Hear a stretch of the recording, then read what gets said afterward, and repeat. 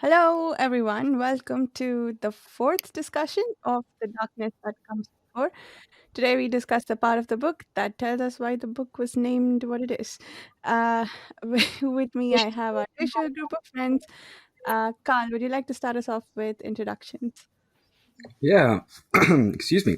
My name is Carl D. Albert. I am an author of epic fantasy and a member of the PageChewing forum, and I'm happy to be here.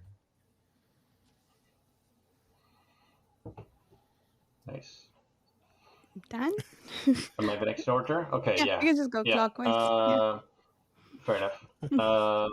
Yeah, my name's Dan. I've read the books a couple of times before, and I'm vaguely rereading them now just to remember exactly what's in each part. But yeah, I'm excited to hear what you guys think. Nice. And Mike.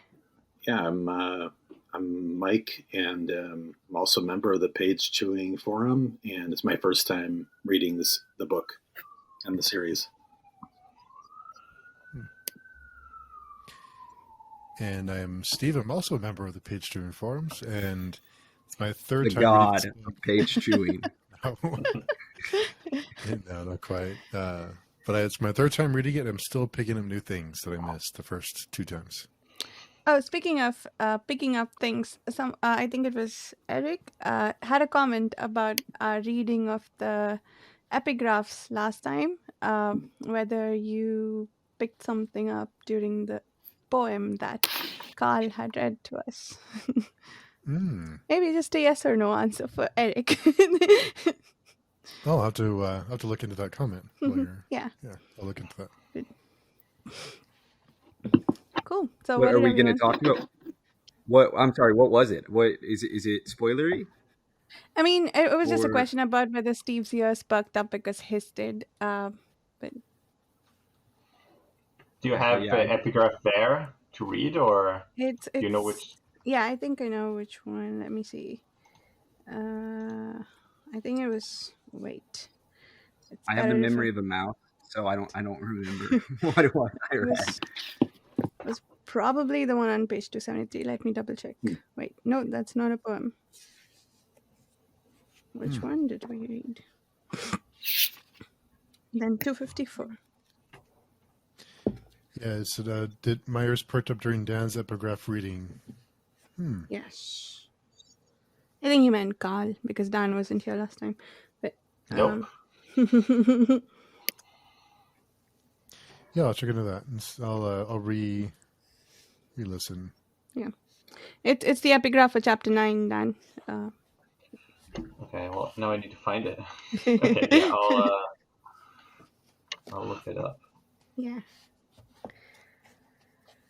So, what did everyone think of this time's part for reading?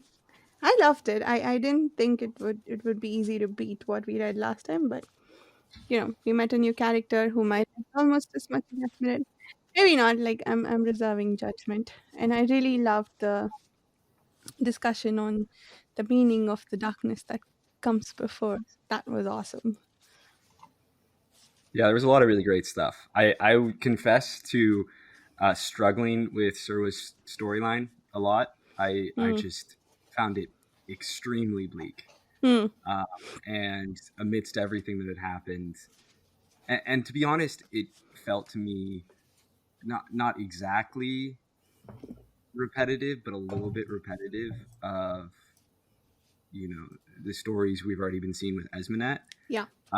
So yeah, if I had a big criticism about this section, I would say it was that it felt like it was exploring sort of similar themes, but from an even more bleak character who has even less agency. And so I found all of that stuff just really hard to read, to be honest. But that said, I'm certainly not someone who's going to like go around and be like, oh, I think Baker is like a misogynist or something for including a story about based around like sexual violence and patriarchal control and that sort of thing. It's there for a reason. It's meant to be horrifying, and it was. He very much succeeded in that. Just like it's a tough story. But beyond that, I really found it quite compelling. Yeah, the discussion around the darkness that comes before. We got Kellis. We'd been wondering when he was going to come in. Good to know he's definitely not Mathanet. And then, also seeing more of Nair in a way I didn't expect. I definitely want to kind of talk about his character. We can start now, but I guess we're doing general thoughts. So, general thoughts. Also, I don't know who's typing, but someone's typing is really loud. Sorry. My mechanical keyboard. I was trying to find the chapter with the quote. And I was also trying to find I think there was a quote from Bakker saying how he chose his female characters based on 3 archetypes. And I think he said the whore, the waif, WAIF, I don't know how it's pronounced. Waif, I've only seen it read, waif, and the Harridan. So so there's a third one coming. Yeah. But if it was like a very deliberate choice, and there's like a whole. I read both what he said about the role of women in his world and misogyny and all this sort of stuff. There's a lot of stuff he said, and there's also, I think I read there's also a good article someone published about sort of summarizing what he said and what other people have said and discussing it. But I don't remember who wrote it, but I might find it later on if I have time. But yeah, there's definitely a lot of discussion on that if you are interested in reading it later, maybe at the end of a trilogy or the end of all of it. Definitely want to let the story play out before I go diving in there. But I definitely would be interested to see what his intent was. I always think it's interesting to see in an author's own words kind of what they were trying to do. I mean, certainly I'm biased, I guess, about that. But I like hearing what writers have to say about their writing. And I think he's a very obviously intelligent guy. So I know everything he's doing is very deliberate. Yeah. But it is like you said, it is something that turns off a lot of people. The role of women in this world. It's very bleak, like you said. Yeah. Thurwa especially, again, because just like Esmenet, I felt like actually had some agency. Like she definitely was victimized a lot, but it felt like she relatively, took control of her life. And that's part of the thing that made what happened with her and the whatever it was that debatably assaulted her.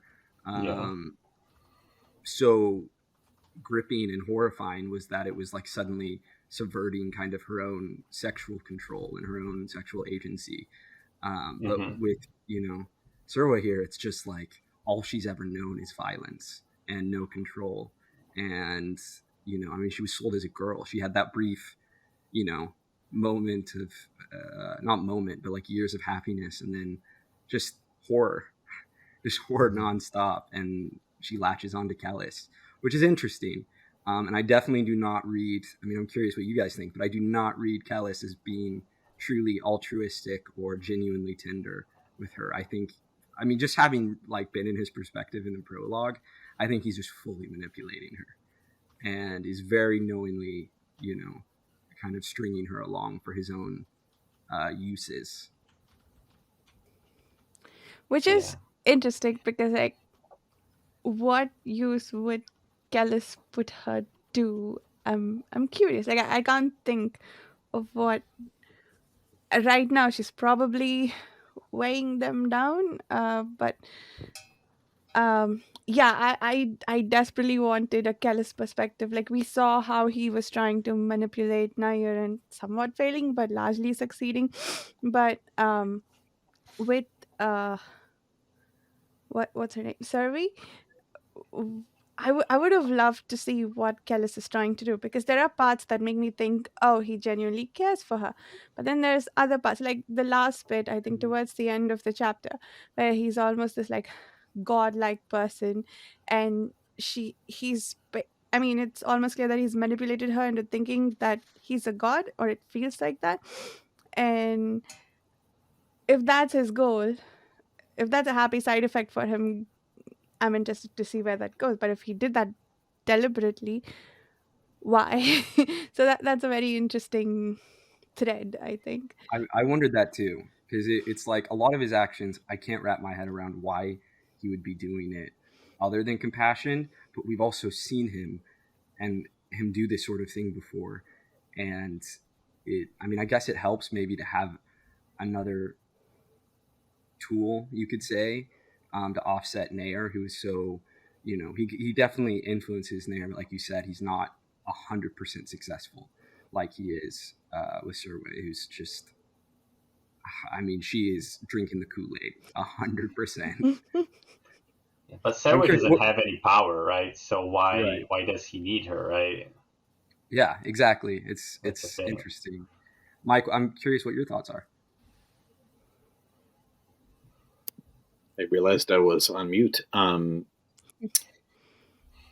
So I like Varsha. I really enjoyed the kind of change of tone of this part. I particularly I agree with you though, Carl, about Sarahway and the fact that she definitely she has a troubled past, and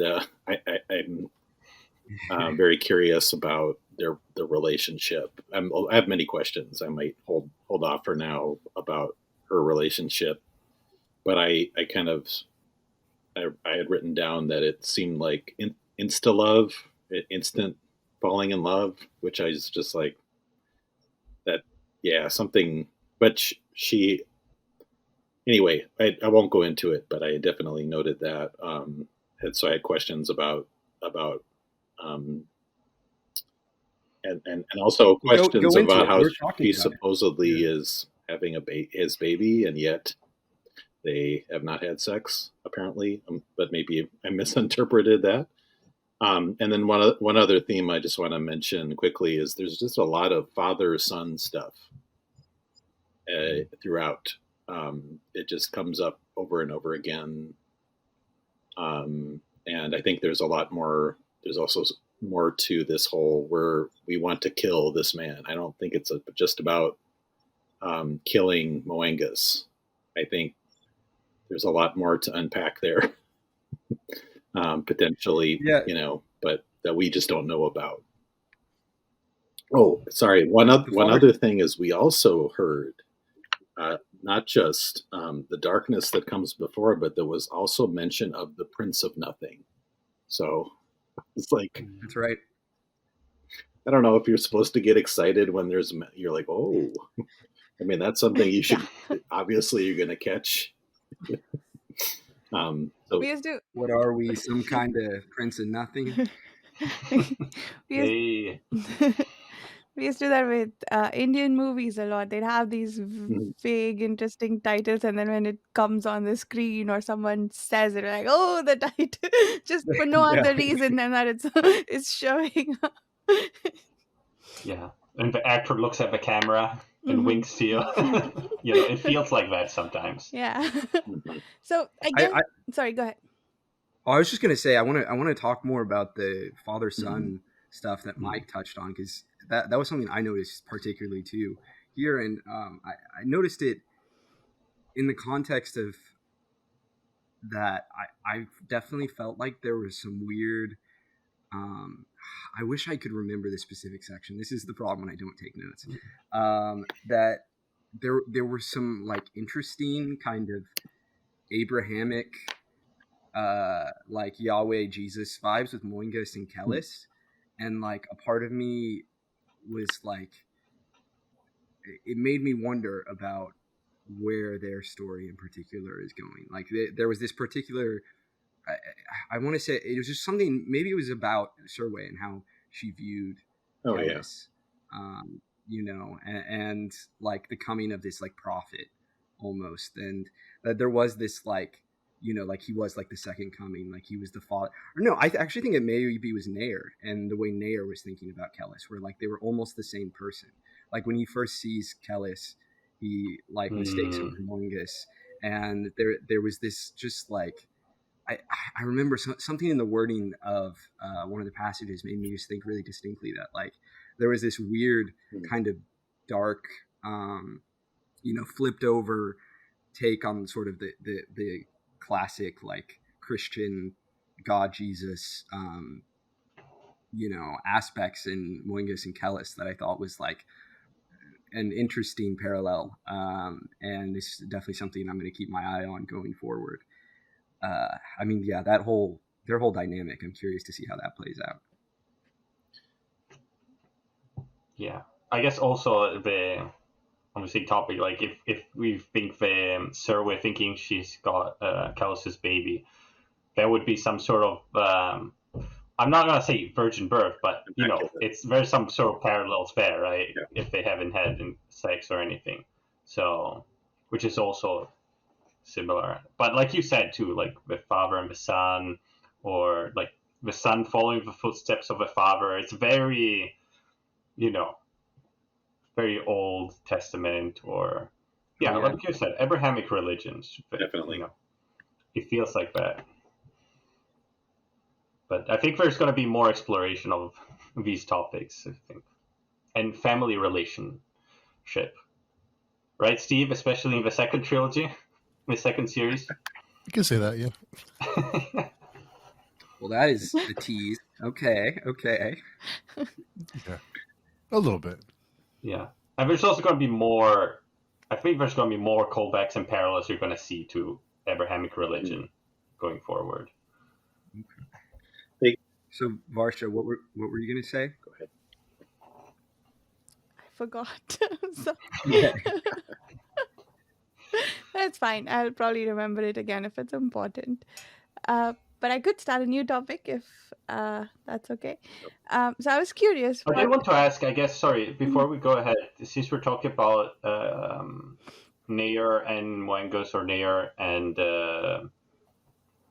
Kellis, what do you guys think? What do you guys think Nair feels like? What's his relationship with Moengus and Nair? Okay, I'm excited that you brought this up because this was the thing that stood out to me, and I did not expect it all. Nair is totally queer, and he is 100% into Moengus. I don't think they did anything. I think Moengus knowingly manipulated him. But in chapter, what's the first chapter of this? There's like repeated phallic imagery, and he dreams of the worm coming out, and he has like it's this constant, like it is everywhere, and I could not believe it because I thought it was just like gossip, among the tribes people, and that's like kind of how Nair first acted. It's like, oh, he thought we slept together, and it was like, oh yeah, no, obviously that wasn't what was going on there. But the way he thinks he's like clearly not aware of it, and he feels angry about it. Like he's so angry about these feelings. But to me, it's like such a clear physical attraction he feels to Moengus and then to Kellis. And he just doesn't know how to process it. It's so weird because he's like, he's got the classic barbarian, like uber macho vibes, and it's just not a place I expected a character like that to go at all. It really surprised me and delighted me because it was just so, unexpected. I think there's a lot of really interesting stuff to explore with a culture like the Skilvindi and Nair having potentially same-sex attraction. Yeah, I mean, he does have wives, though, right? I think he's like, he's on a spectrum here, right? Like, I think clearly first of all, wouldn't be the first time that a gay man, married and had sex with women and procreated to cover for the fact. But no, I do get the vibe that he's probably into women sexually. I just think he also, at the very least, Moengus, he was feeling a little stirring of the loins, you could say. Yeah. I mean, there's a lot of stuff is sexual in these books, to be honest. Quite a lot. Yes. And I think there's a lot of exploration on how, like, the dynamic between sex and power, right? Is it about sex? Is it about power? Right? Is it attraction? Is it domination? What is it, right? Absolutely. No, exactly. It's a huge theme in the book, and in hindsight, I should have seen it coming. But I'm curious what the other new readers' thoughts are on this.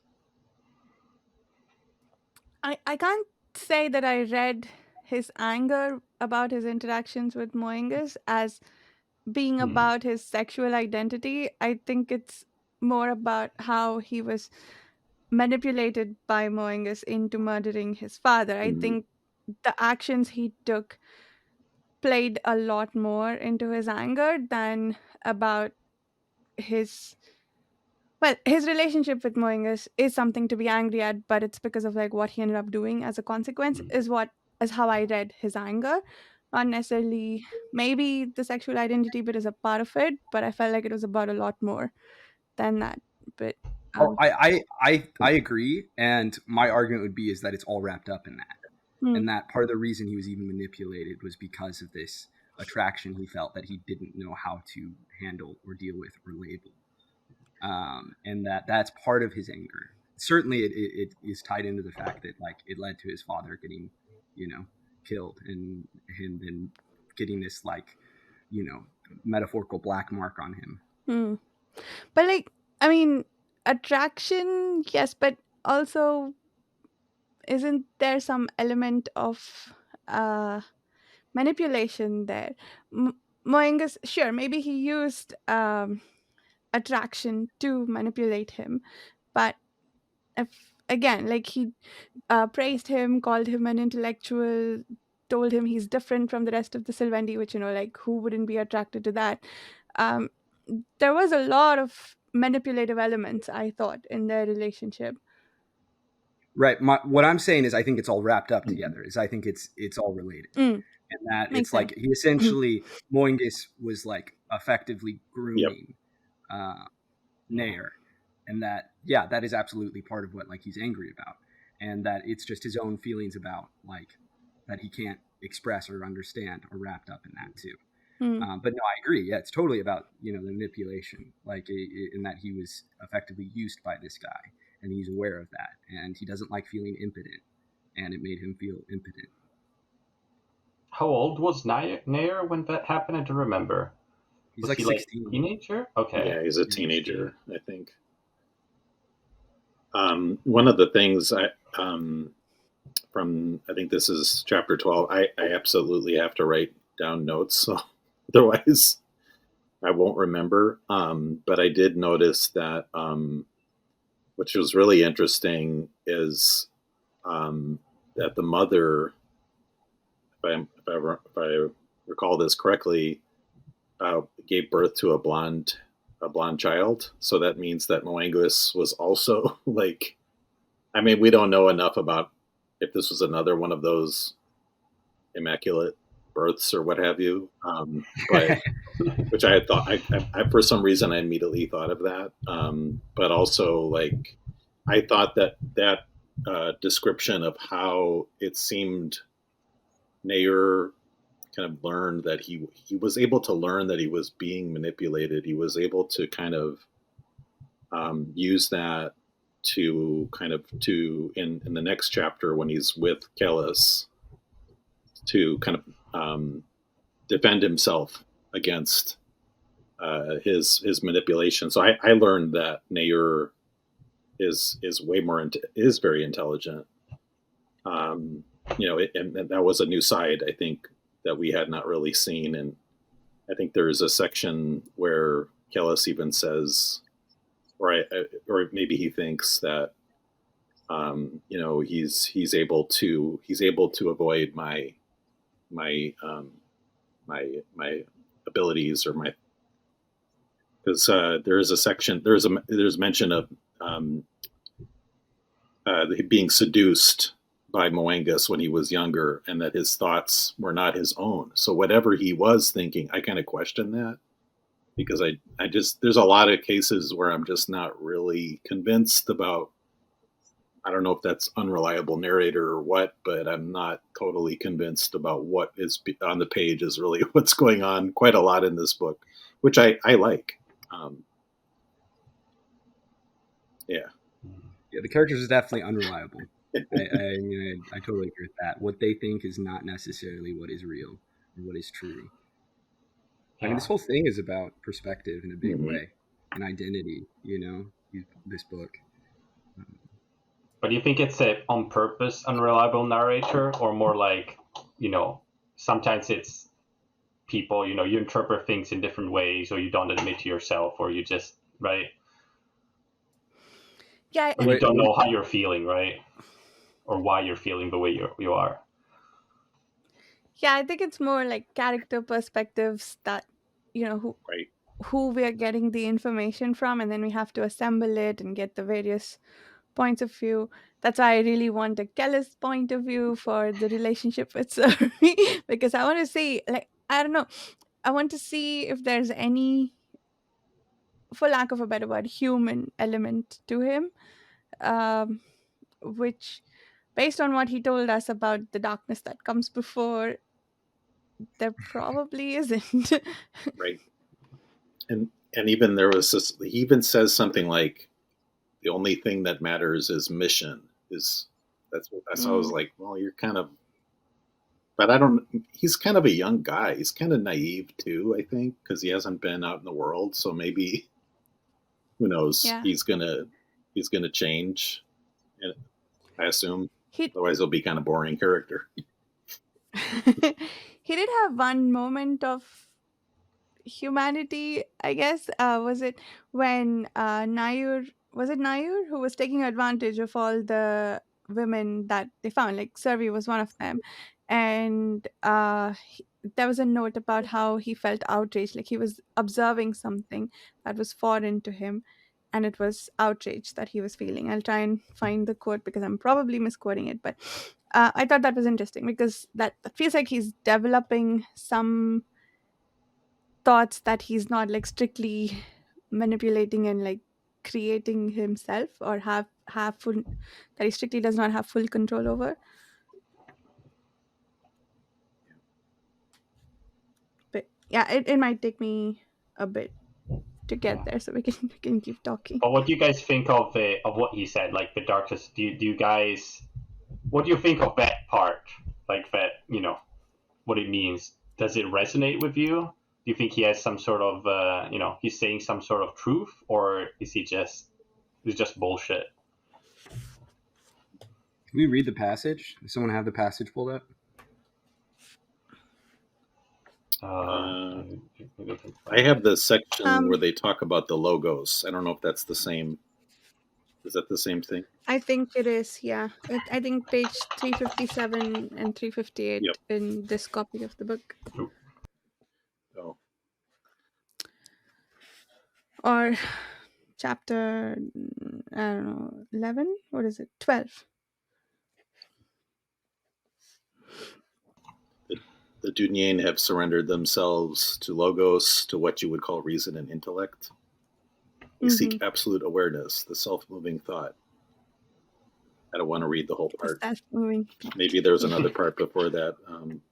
Do we believe No, it? that's I it. think that's a bit, yeah. It's their dogma or Yeah, whatever. the thoughts of all men arise from the darkness. If you are the movement of your soul, and the cause of that movement precedes you, then how can you ever call your thoughts your own?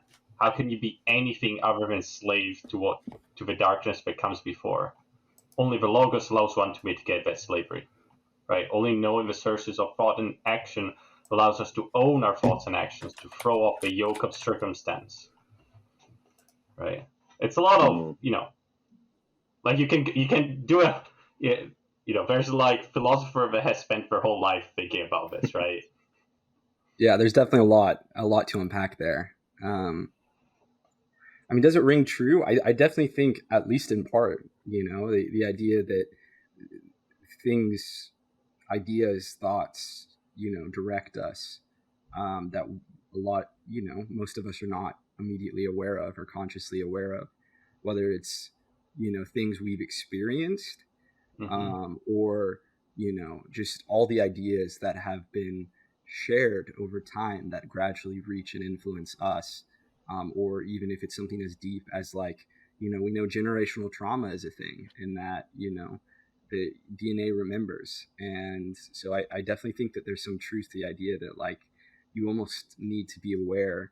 I mean, that's like a common, like, therapy tactic, right? Is like, trying to unpack where your reaction comes from, your unhealthy, coping mechanism, your whatever, what the seed of origin of that is. And I think that's kind of, a related idea, or if not exactly what he's talking about here, that, to really be able to master your emotions and your motives and your, approach to life, you have to understand where it's all coming from.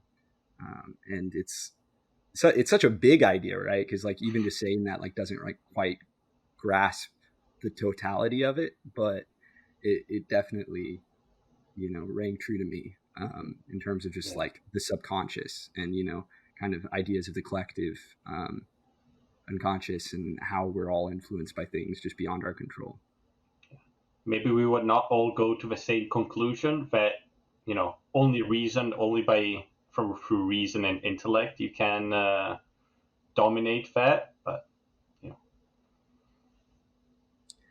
I also I don't know that's definitely the part that I would have to think a lot more about and really have a lot of conversations about, because that's I don't know, Kellis is an interesting character, right? And certainly the way he manipulates people to me is so potent that it's almost magical, and he's clearly there to like put forth a philosophical idea, right? He's put forth to like explore the ideas presented in the logos, but it's just also something that's so extreme that I'm like, this could never be real. Like no one could actually function like this and manipulate people this well. Certainly there are people who are really good at manipulating others, but like he is so profoundly competent at it that it's a fantasy story. So like I'm on board with it. I enjoy it. I like it. I like watching him do it, in like a messed up, kind of vaguely macabre way. But it's definitely something that like, he almost embodies this idea, and certainly the Dunyain in general do. But yeah, sorry, Mike. I think you were going to say something. no, yes, but one of the things I keep thinking about is these were probably more collectivist societies, so I have a little bit of a challenge with this being imposed on. Is he talking about the individual? Because in most of the world, decision making is not so individual based. It's done more in as a kind of collective thing. So it's one of the challenges I have with this. However, I find it very intriguing, and so I agree with what he's saying. I think it's more of it's a very modern concept that is being applied to something that this is a secondary world. So I don't medieval, or I'm not sure. I'm not a history buff, but it's there's so much that takes place in cultures, whether they're norms or be it gender norms or what have you, that dictate how people behave and decision making. Mm-hmm. But I think it's a great question, Dan, and I feel like I need to keep rereading this section. I'm glad I bookmarked it because it's probably going to come up over and over again. Probably. I think in this case, though, it's a bit more like deep than cultural. It's more like personal, right? It's like your own thoughts. Where do they come from, right? I think that's it. But yeah, like a lot of the stuff he says, like you read it and you're like, wait a second, and then you read it again and it's like, wait a second, what is he trying to say? What does this mean?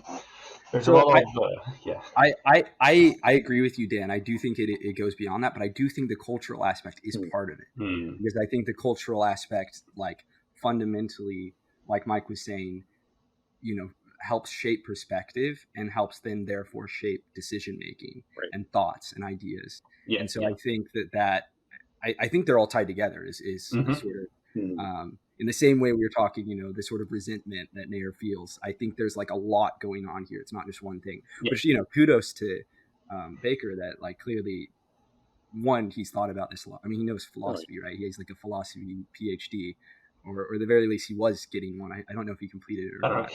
Yeah, we got it. who knows? But he's clearly a very smart guy and is writing a very complex story, very about very complex ideas. It is refreshing to read that.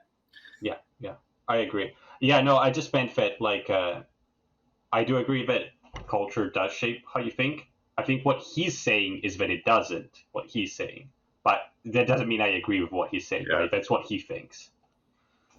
Yeah. Right. Okay. Fair enough. Yeah. It's interesting calling it the darkness too, right? Right. Because there's an implication there, right? Like this is clearly using the sort of classic, light dark dichotomy and leaning into the idea that there's something insidious, that originates it all. The originator of your thoughts as an individual, that there's some,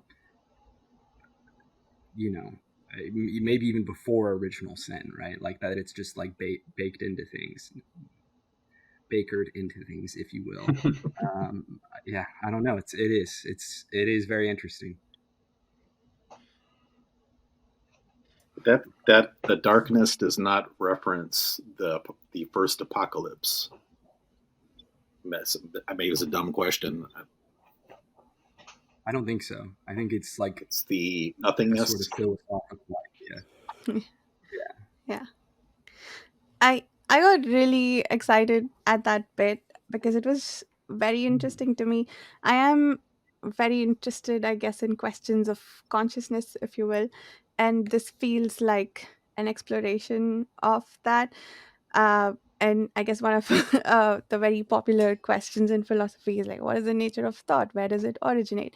And he's got like this general darkness, which always makes me think of like, the void that creates matter, antimatter particles, uh, and thought. But what he said, I feel like there are many, many questions we can ask here.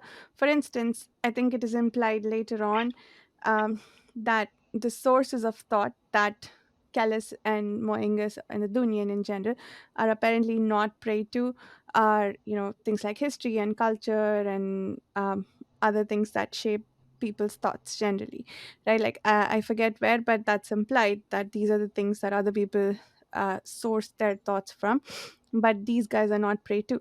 But then they are able to manipulate the people who are prey to these forces.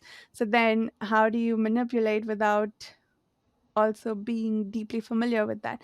um, or maybe not being influenced by it is not the same as not being familiar with it.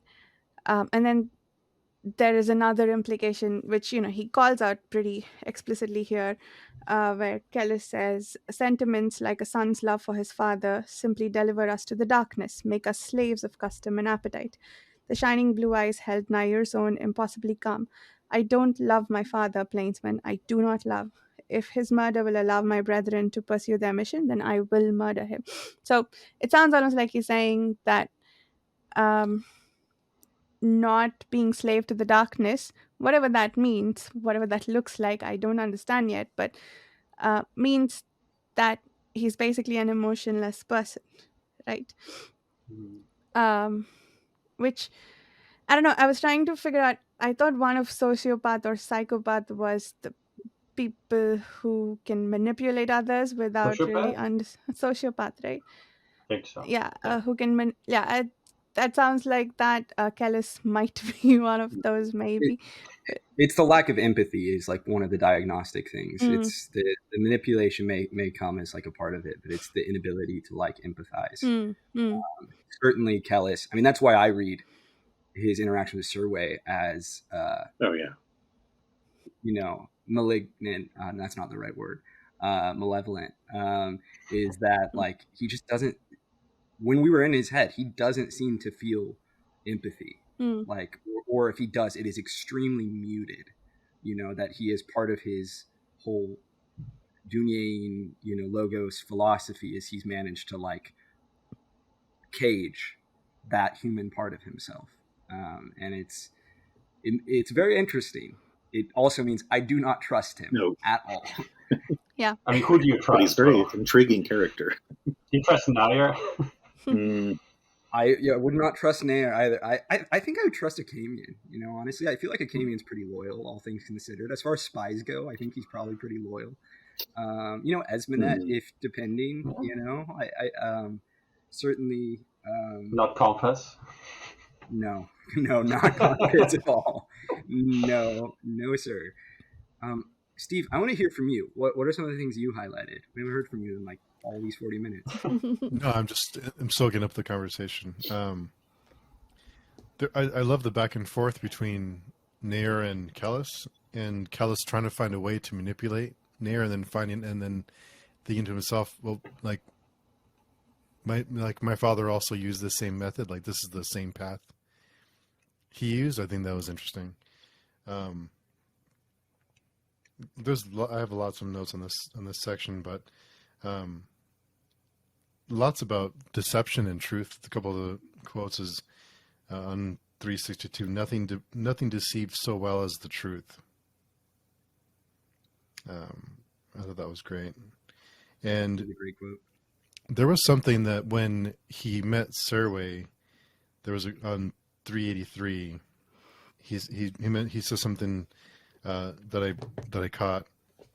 Something is happening to me, Father, that after he sees her. So whatever kind of connection they have, and why she feels so close to him when they haven't coupled, at least according to him. And I think him being Dunyain he has a charisma, so she might be drawn to him because he's the only thing that in this world of just terror and desperation, he's like the only somewhat safe place or safe thing in her life at this point. So I guess it makes sense that she would be drawn to him, even if he's not going out of his way to comfort her. Definitely. But yeah, I think all of you mentioned earlier about Serway, the parallels between Serway and Espinet and their views on things, because Serway, she's really set on justice. There was a line on 394. She would have dignity, or she would die hating. That was great. So the contrast between those two characters, I think, is interesting. But yeah, a couple other. I wanted to ask everyone what they thought about the way that Kellis and Nair met, and if you knew that was Kellis when Nair found the bodies and found Kellis there. I definitely immediately thought it was him. I mean, all the dead srunk. I was like, "Oh, this is him. This is our guy." Okay. I was just like, who else is gonna like kill a bunch of the orcs? It's Kellis.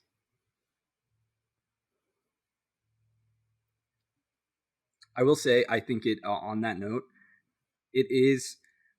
I can't decide if I just think it's like insanely awesome or almost like comical every time someone watches Kellis and there's like, oh, this guy's screwed. He's done. Like he's in an impossible scenario, with some bad guys. And then Kellis like always comes out on top. Like he is unstoppable, a true force of nature. It's pretty crazy. I remember distinctly when they're on the horses and they're approaching the Imperial troops, and it was just like, oh god, Kellis is done. Like he's about to get taken out, and then he just like wipes the guys out. To respond to your question, Steve, I didn't really. I don't know if I realized that was him, but I maybe thought it was him. I have to say, I thought it was a little bit anticlimactic in a way, because we had all these theories of who he might be, that he was like we thought he might be somebody else, or we'd already met him. I got the sense that we had already met him, and I made the mistake of reading the back of the book, and it said something like that. I know it's a no-no.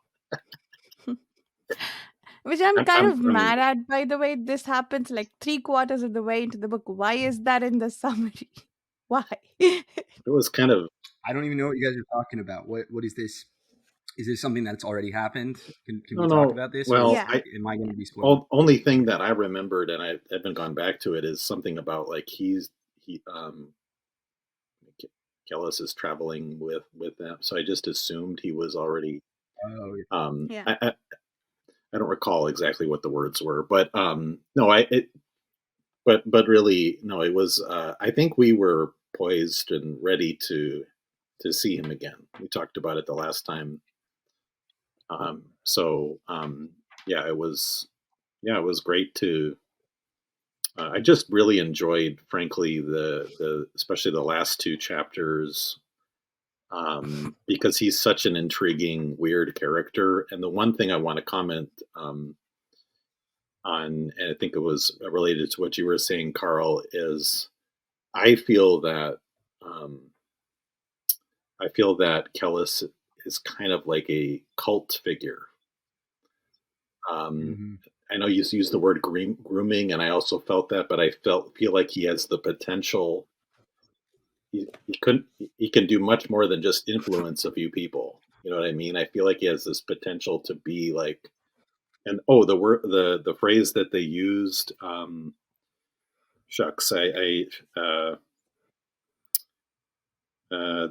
is it the one that was chosen or something like that? It's mentioned a couple times, especially in that last chapter. Very much like he's some kind of new messianic figure, if I pronounce that correctly. Anywho, Yeah, I think yeah. Go ahead.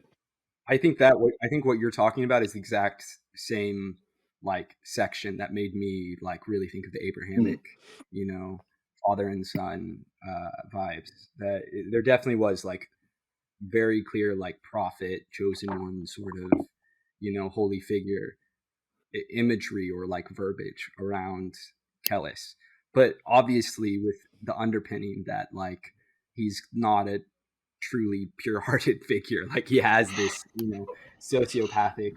I wouldn't even call it a streak because it is like just like how he goes through the world.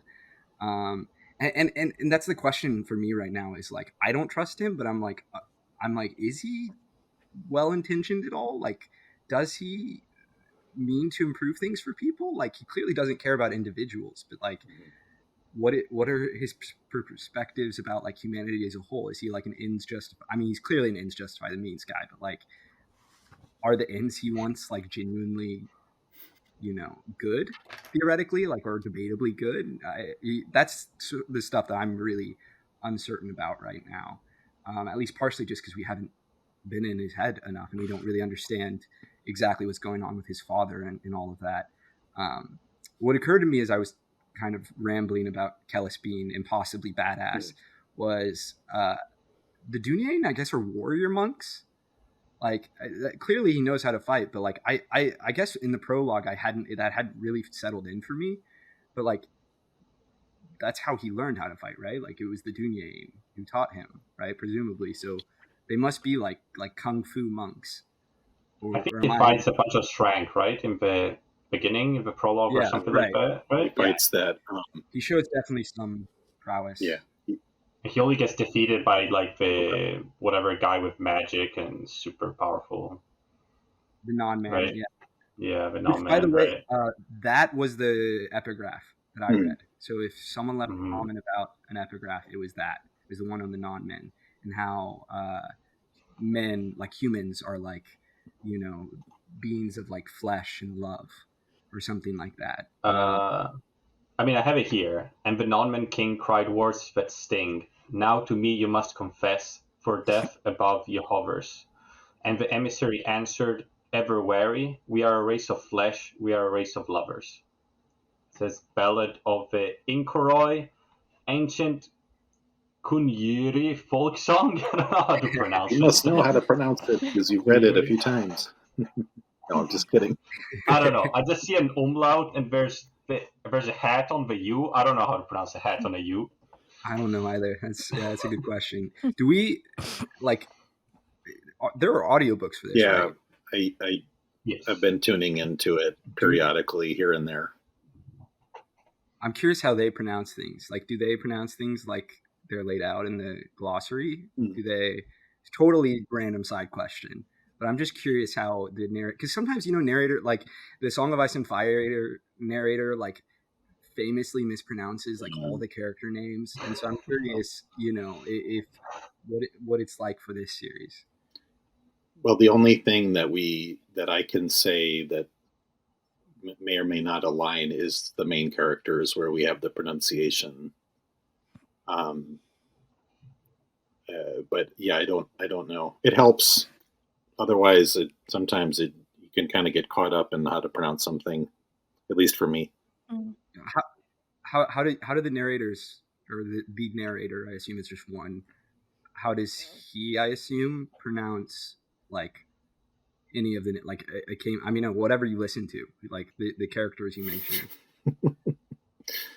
I'm sorry to put you Uh, on the spot about this. I'm just really curious. Is Fairway, it like this? Fairway is how it's pronounced, I believe. Um, Anybody in particular? It's Is it a commie? I I think assume it's a Kellis is Kellis, Kellis. It's a commian and not a camian, I believe. commune. Okay. But now I kind of don't love the narrator. I think he sounds kind of. I know some people like him because we've discussed this online in the forum, and that's totally fine. But for me, there was a few times when he was doing a voice, and it wasn't working for me. But that's just me. I I, I almost want to listen just to hear how he does Nair. Like I just feel like Nair Oh, could go wrong so quickly. it's like he gives him an accent. Um, it's like a Slavic A accent or Scottish accent. something. No. It's a little, Okay. yeah, it's a That's little funny. off. A French accent, that would be funny. That would be hilarious. I would love that. I would definitely have to get the audiobooks just for that. French Nair. Oh man. Yeah. It's not Yeah. bad. That would be a fun thing to go through the index like of the names at the end and see how everyone pronounces them differently. Because there's some, especially in the future, there's going to be some interesting names which I for sure pronounce wrong. Even here, there's some names which I'm reading again now and trying. Oh, wait a sec, I'm pronouncing that definitely wrong. I used to get really caught up on pronunciations. Now I'm just like, yeah, it is what it Yeah. is. I will Indianize all the pronunciations. It's fine. I think that's valid. Like at the end of the day, most of these are completely made up. So Mhm. who cares? Pronounce it however you want to. On a similar note, there are repeated mentions of the Yaksh and the white Yaksh or Yaksh, which are like where they live, right? The Skilvendi live.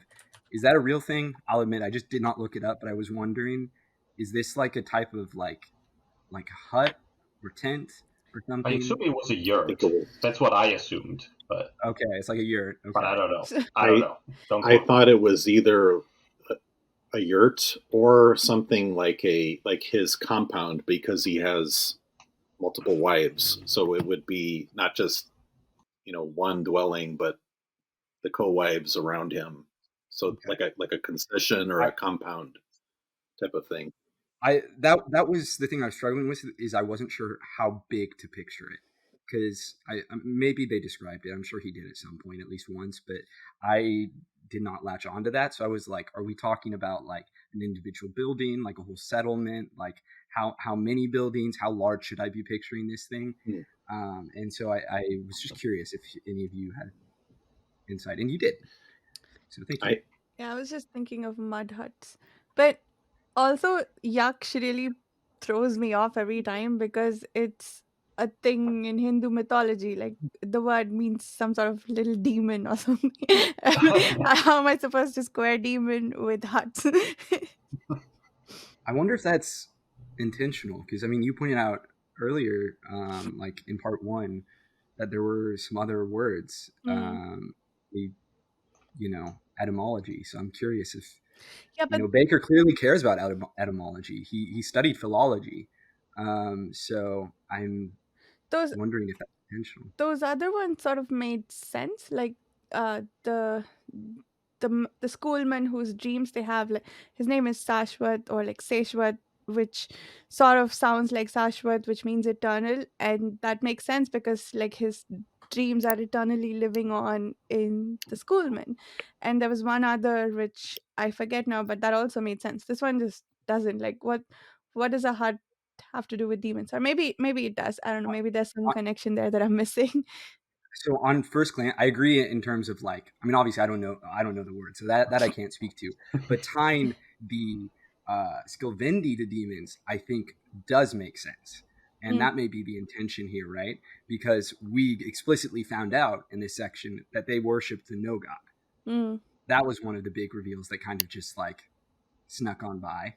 Kellis, I don't think made a huge deal about it, but they were like, their god got killed, they said, or something like that, and that they like clearly were, which was already a thing I was theorizing about. So I was delighted to read that, like, okay, clearly they do have ties to the apocalypse, and like there's weird stuff going on, and the parallels between the Shrank and the Skilvendi are not just like, I'm not just like reading into things. There's something going on there. They're clearly not like allied, like they are scared of the Shrank because the Shrank are like evil alien monster beings, but I don't know, there's stuff going on there. And so maybe that I'm just proposing the idea that maybe I don't know why he would pick just a word for demon, but maybe the idea was to try to like tie the sort of Skilvendi darkness, you could say, to their living arrangement, their whatever it is, tents, settlements, yurts. I suppose that makes sense. I had a follow-up question. So the thing about the no god, did you conclude that based on the fact that their god was dead, or did I completely miss something? You said like he died like 2,000 years ago. Like, I swear, I mean, am I reading in? I swear they like No, all I'm but sure you're right. I just probably missed something. I was just curious what I missed. 2,000 years. I could be wrong. Like, if I'm wrong, please correct me. But I thought I remembered him distinctly talking to Kelly and talking about how their god died, and it was like at the exact same time the apocalypse happened, and it was there was some other mention of like fighting. He fought the other gods or something. Like, I don't remember off the top of my head exactly. He died. But 2,155, whatever year that is, year of the Tusk. And wait, so is the no god a god, or is it the absence of God? I thought it was is. How can do they worship the no god? Is it what? No, I'm just trying to figure out how you're interpreting it. This whole situation. I thought the no god was a person. My understanding was the no god was like Sauron or something. It was like this like uber powerful. I mean, we don't know for sure exactly what he was, but like some type of like dark sorcerer who led this rank against mankind and presumably probably some of the non-men. I don't know how they tie into things. So Skilvendi would be some sort of like the Easterlings or the exactly variants of Khan, the evil men, the Haradrim or something. That was my theory, was that they were like that, and that they came out of that camp and somehow had a culture, and then they, in the past like 2,000 years, split off. And then I thought that we all but confirmed that explicitly when we found out that they worshiped the no god, who I interpreted as like not a philosophical absence of God, but as like an actual. I don't know. Yeah, I don't know. It's an interesting question. I don't know either. No, I know. Sorry, you're saying the Skilvendi worship the no god? I missed that totally. I thought there. I mean, they said their god died. Maybe that is right. Yeah, I mean, you're. Yeah. I totally believe it. I'm missing things here. That's really interesting. The only reason I latched onto that is because I was already noticing, like, in the word choice, like, a thing that continually blows me away is how subtle but intentional Bakker's writing is.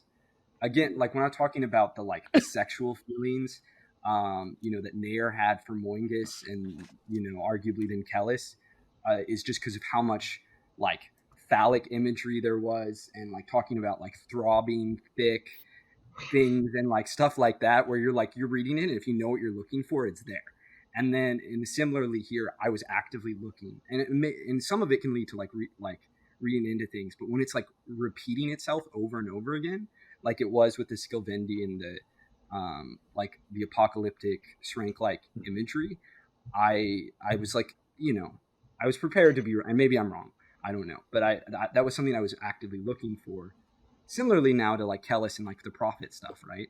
Where there's all of this like prophet imagery around Kellis, and I definitely think he's gonna. And we're going to a holy war. He's gonna start some shit. He's gonna do some religious maneuvering, and no one's gonna realize. I'm sure someone will realize, but most people won't realize that he's manipulating them all. It's And been a yeah, commentary on modern religion.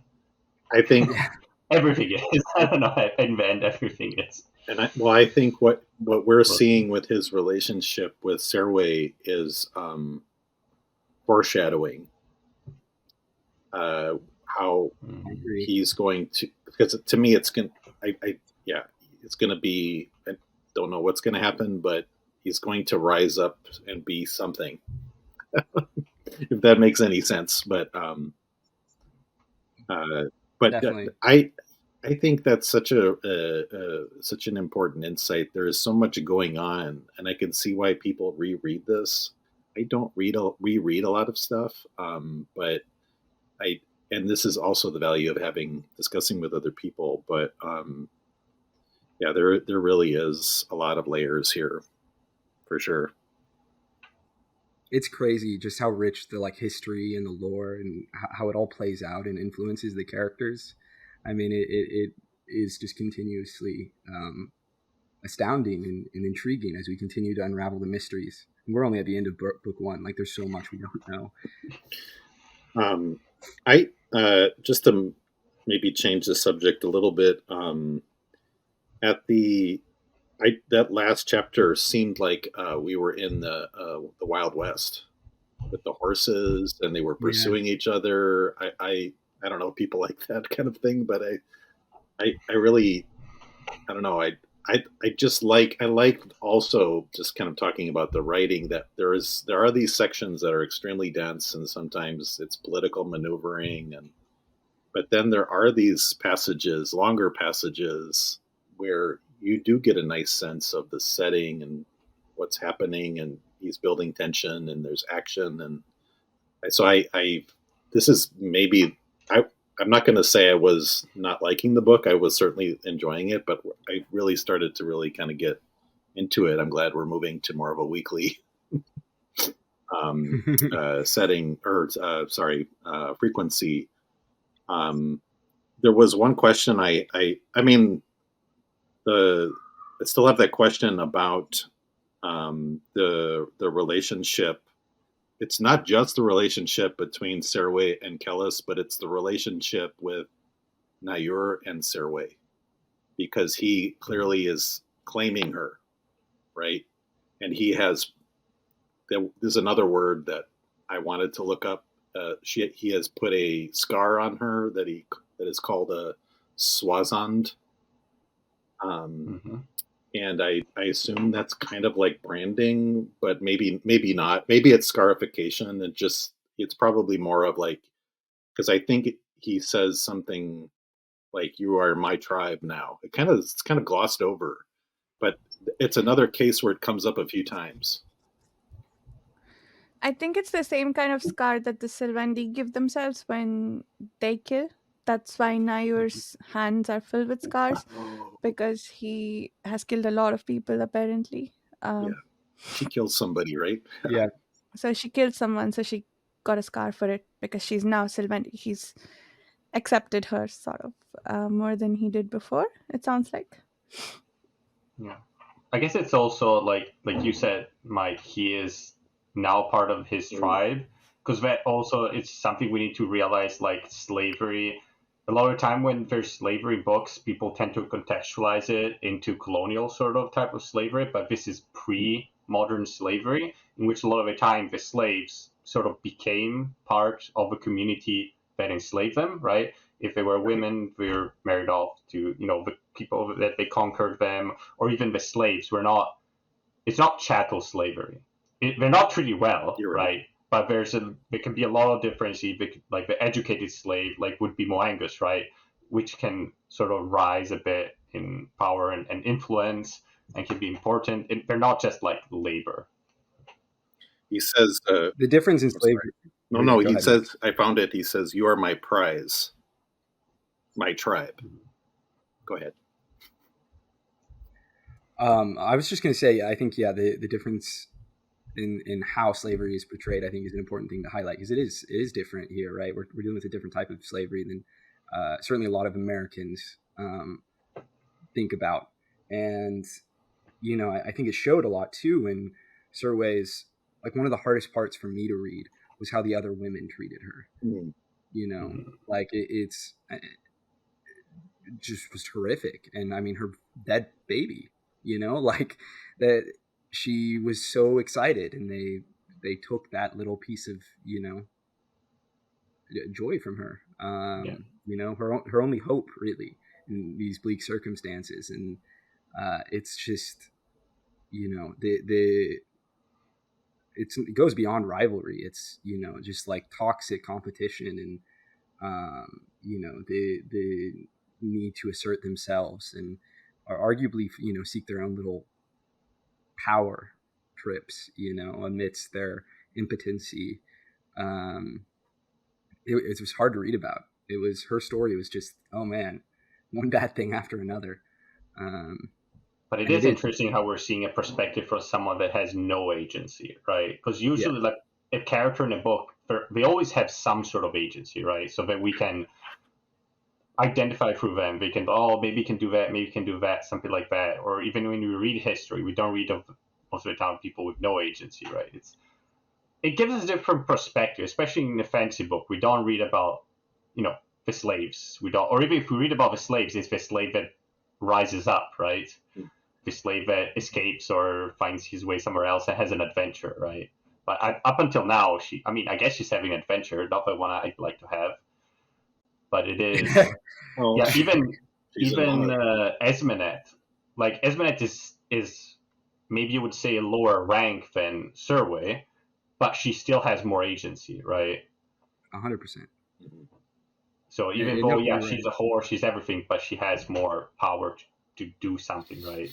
So I don't know. It's, well, and I think part of it too is perspective, where, like, Esmenet, I think, acknowledges her. She can be hard on herself and her circumstances, Mm-hmm. understandably, but I think she also believes she has more agency, particularly Mm-hmm. over her sexuality. Like, even if she's going to be treated poorly, she's like, but I'm going to get paid for this, a lot of the Mm-hmm. time. Or, like, there's a level of it where she asserts herself into life, and it's like Surway doesn't even, like, think like that. Yeah. I mean, that's one of the things that makes her, when she does, like, fight back, so shocking, and I think powerful, is like that she actually is, like, taking charge. But yeah, no, you're totally right, Dan. I mean, that's the thing that I think is what made it so hard for me, is that she lacks so much agency. But it is certainly something we don't usually read, and it is powerful. I mean, and again, like you said, that it's from her perspective. That's one of the things that, like, I think you could argue, again, that, like, maybe you could use more female perspectives that aren't defined so much by sexual violence. But I do think that, to, like, it would take an intentional misreading, I feel like, to not acknowledge that he's at least, like, trying to acknowledge, like, these people's humanity, a way, and give them, like, a seat at the table. Like Surway, it is from her perspective. We see her suffer from her perspective. We don't see it from Kellis's. We see a little bit from Nair. But a lot of these chapters are from her perspective. And we're watching the story, through her eyes. That's just my 2 cents. I had a question since we talked about Esminette earlier that I wanted to bring for discussion. We saw the relationship that Esminette was in at the end of the previous section, which, I guess a lot of us were very unhappy about. And then I feel like Survey is in a very similar situation with Callis. Uh, Oh, how do you feel about that? Like, uh, Callis is not really reciprocating her feelings, and he's like using her to get what he wants. It seems like. Which also brings me to the quote that I finally found, which Steve, you had also highlighted. But I will get to that in just a moment. But I think, at least at this point, I don't have evidence to believe that, except for that one quote, that Callis feels anything for Survey. But Survey feels a lot of affection for him. Same with Esmonet and Sarcellus, was that his name? Do we think, like, I don't know, do we have opinions on which relationship is better or worse, or are they just like really two horrible things that we can't rank? That is really insightful to highlight the parallel there, because that hadn't occurred to me. But it's the exact same thing, where these men have all the physical power, and they also are actively lying and not being honest about their intentions and their feelings. Both of the men are not. I mean, assuming that Sarcellus is even a man, I mean, who knows? He certainly is presenting in a man's body, but who knows how sex and gender works for whatever the hell he is. But yeah, it is really similar. That hadn't even occurred to me. Great point. So, since I harped on about it when I made that point, I just want to bring up the quote, which was in Steve's highlights, but I was thinking of a little before what he said. When Kellis watched while the Sylvani took her again with her whimpers, like, okay, blah, blah, blah. There was something here he could sense, something outraged. From what darkness had this come? Something is happening to me, father. So that, so given all that went before about how the Dunyan apparently have full control over the origin of their thoughts. If they don't have full control, they can detect and like master anything that comes from the darkness, a quote unquote darkness. This he's feeling outrage, and this feeling is new to him. So it's indicative of some emotion. Earlier, we decided sort of that he won't feel emotion or he refuses to feel emotion. Don't know about capability to feel emotion, but this feels like something is awakening, if that makes sense. So that's the only reason why I would even consider maybe for a second that maybe he, if not now, eventually feel something towards Survey. But yeah, what do you guys think? Did you notice that bit, and what did you make of it? I definitely think that he is being confronted with the possibility of. I mean, I think that was true potentially in the prologue, where like he maybe felt like a little something, but he smothered it basically, Mm, and he didn't let that ultimately lead him in what he did and how he acted. And so that's where I don't trust him. Is I'm like, I think he would throw away Survey at the first opportunity if he mm, had to, you know. At the same time, I don't think Kellis is like pure evil like these monsters presumably are, mm. whatever Sarcellus is. Yeah, that's true. So, sorry, go ahead, Oh no. Mike. Well, I just to answer your question, I think it's difficult to say because I part of me thinks that that you know Kellis is still kind of a naive young man. I know that he's like 30 years old or Mm, whatever. I don't, but he hasn't ventured out into the world very much as far as we know. And I think a lot of us have experienced in our lifetimes where we think, there's this ideal, people get into religion and they get into an exercise regime or whatever, and they think they're going to stick to it. But human nature is such that there's a lot of randomness and things that come up, and so I think maybe he has feelings for her, but that being said, I just don't know. Um, uh, um, it could go any way. It's a good question, but part of me thinks that maybe he's fallible or what have you.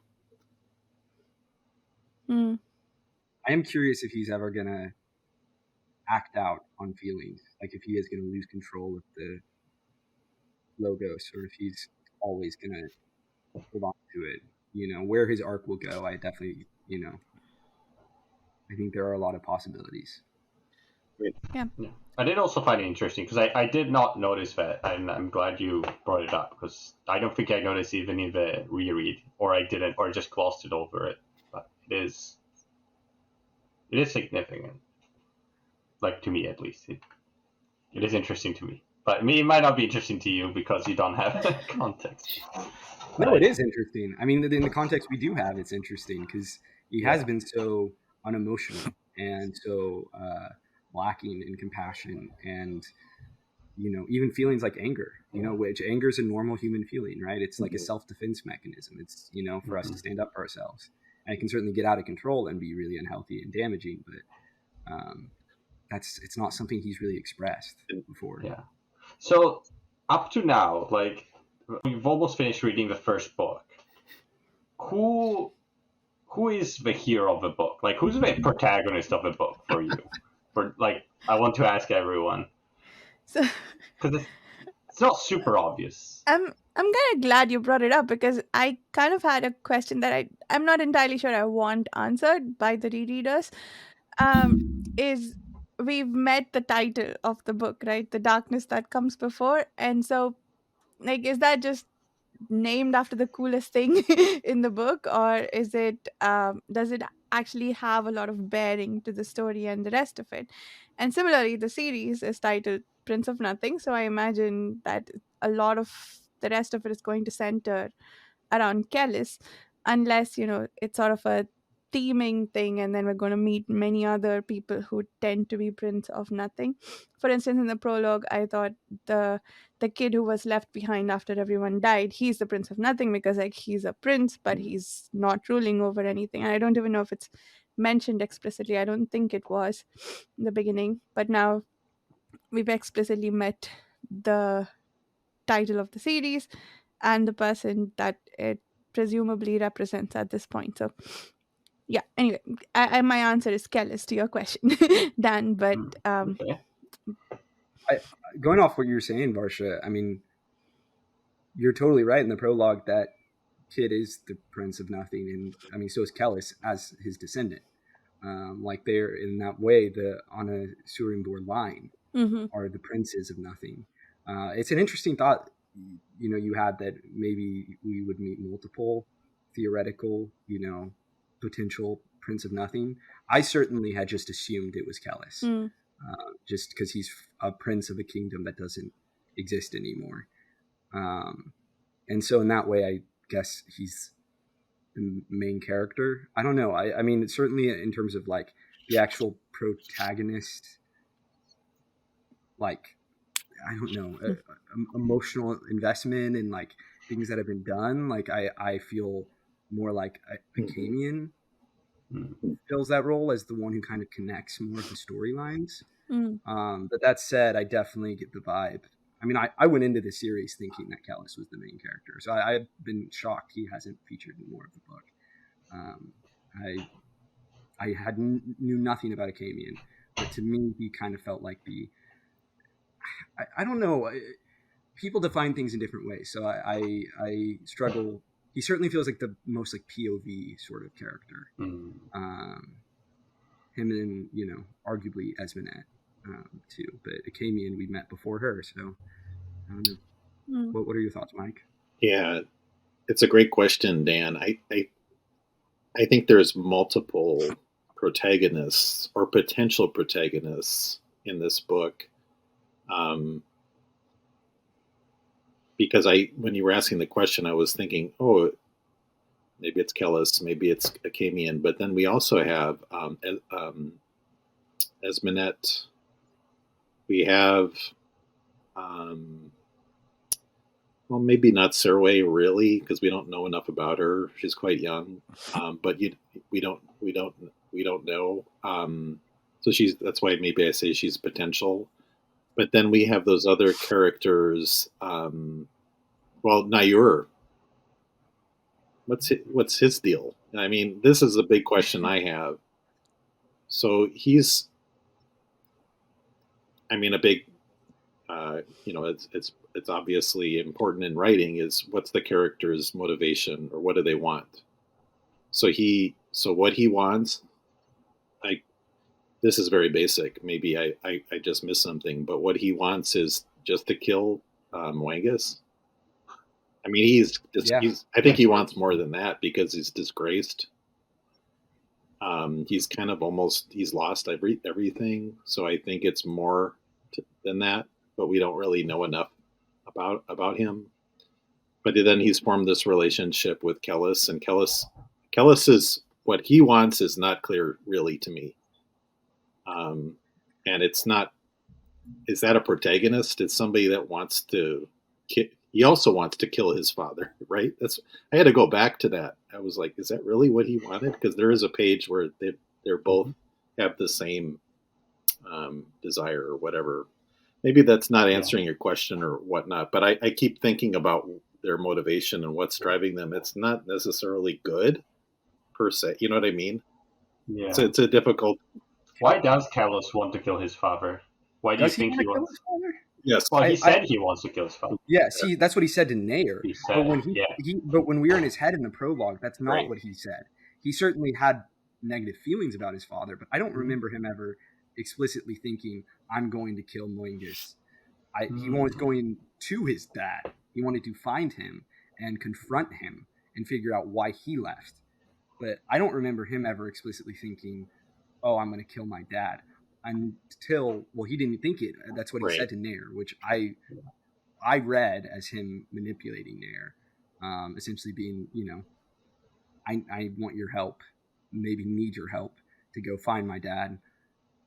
So let's go. And that was the way to twist his arm, per se. But I don't know. I mean, I certainly could see him killing his dad. So I guess my point is really like, what is he doing that we are, as the reader, getting behind? He's an interesting character. There's just a lot of buildup. The world is being constructed. So it's just a difficult question to answer. And maybe this is one of those books where there really isn't one clear protagonist, and I'm totally okay with that. What you're saying there, Mike, is why I feel, at least in this book, that Akamian is the protagonist of the book, because he's the one with a specific goal, who the audience at least can relate to more, who is in a lot of the book, who connects a lot of the stories, and he's clearly tied to like what is one of the major, if not the major, through lines of the story, which is, the potential second apocalypse, right? Which I guess is the name of the second series. So maybe we don't even get to it here. I don't know, but it's like clearly a major thing, right? Because we're dealing with all of these hidden undercover monsters that are like the through line so far, alongside the Holy War. So I don't know. It's interesting. We haven't seen more perspectives. Like one of our main perspectives isn't from someone like actively fighting the Holy War. I mean, I guess Confus is kind of that now, but he isn't like, I guess I just expected someone, if you were to look at the history, to be like one of the like Frankish princes, who like led the First Crusade. But we haven't really, Nercy Proyas, I guess kind of, but he hasn't been like a major character. So I that was something that certainly was surprising to me, is the Holy War almost feels like it's important. I mean, it's like the kind of the main plot in a way, but it also kind of feels like a backdrop to a larger evil, kind of in the same way that like in A Song of Ice and Fire, you have the others, the White Walkers, and then the actual Game of Thrones. I don't know. Yeah. If I had to pick somebody, it would be Akamian. Definitely.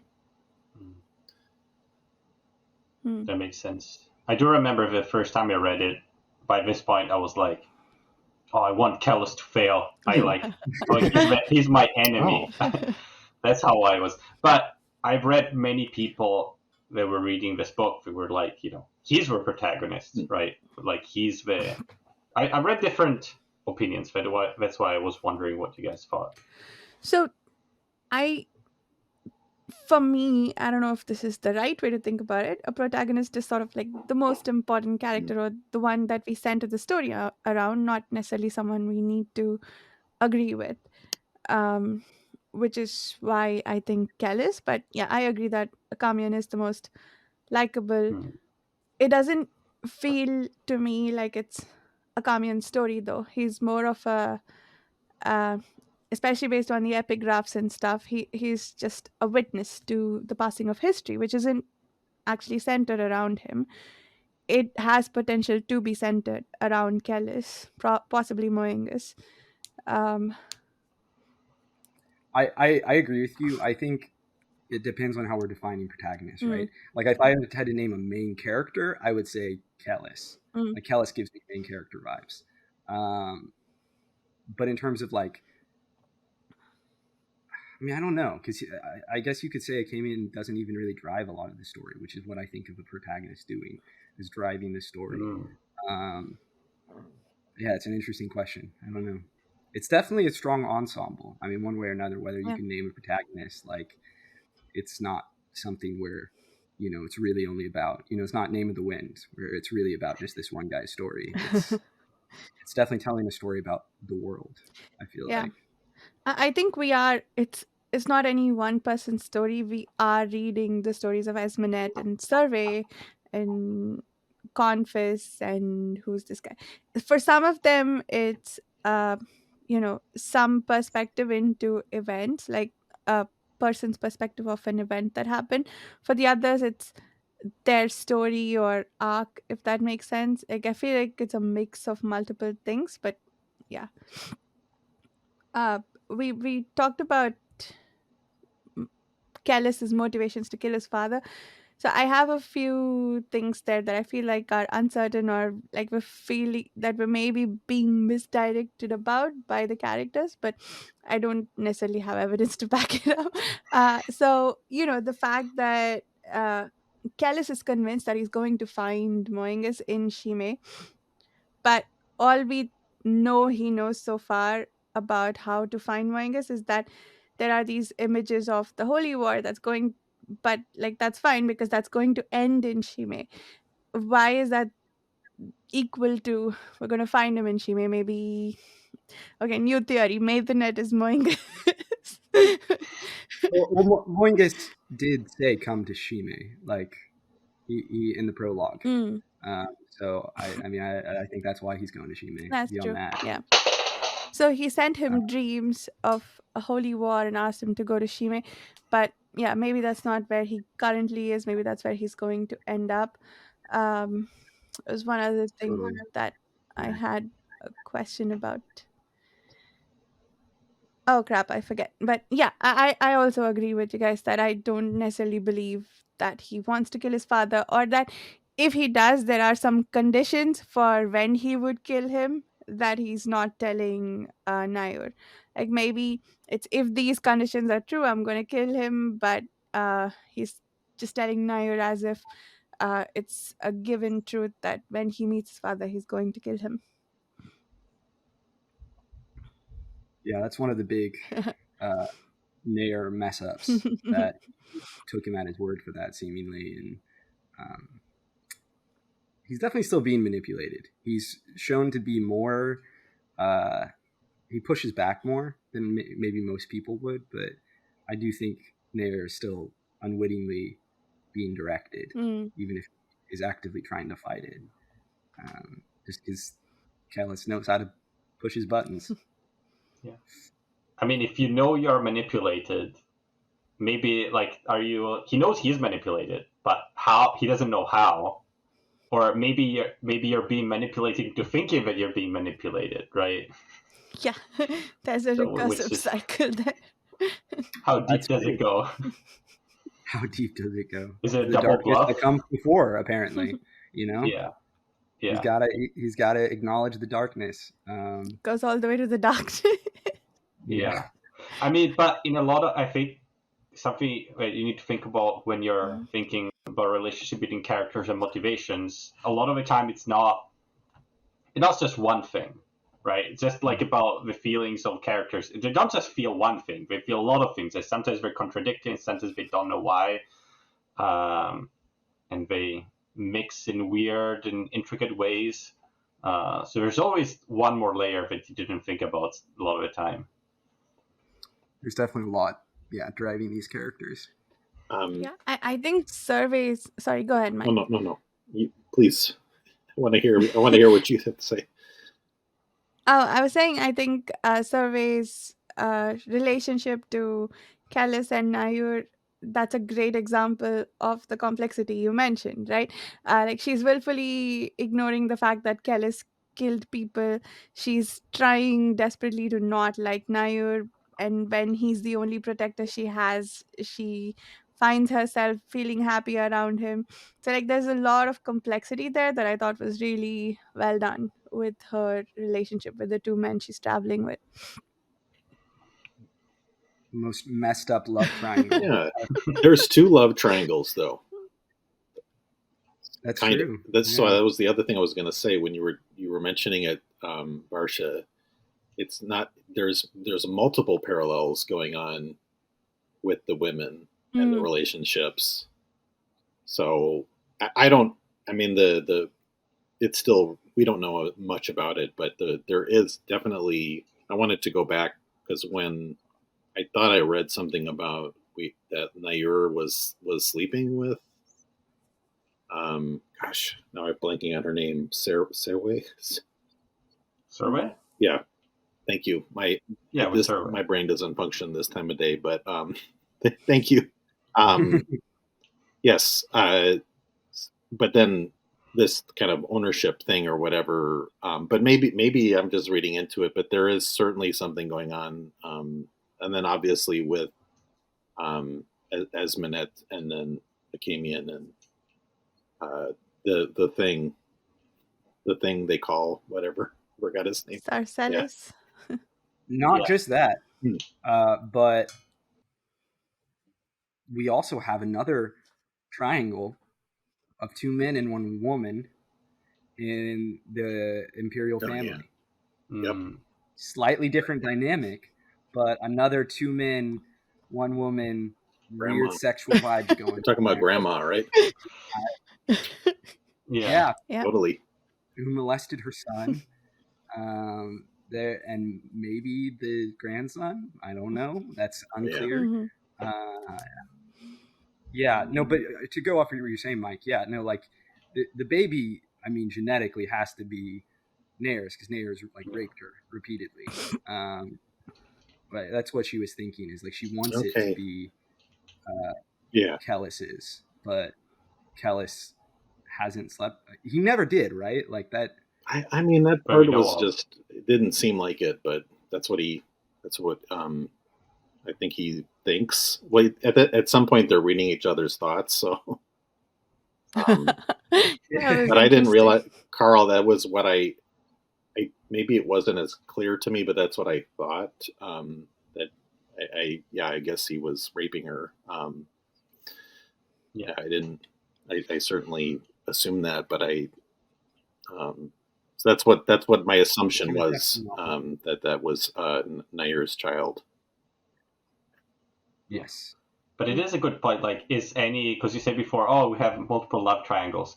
Are any of these relationships, do they have love, any of them? Well, maybe some of them? Which one are your possession? Which one is admiration?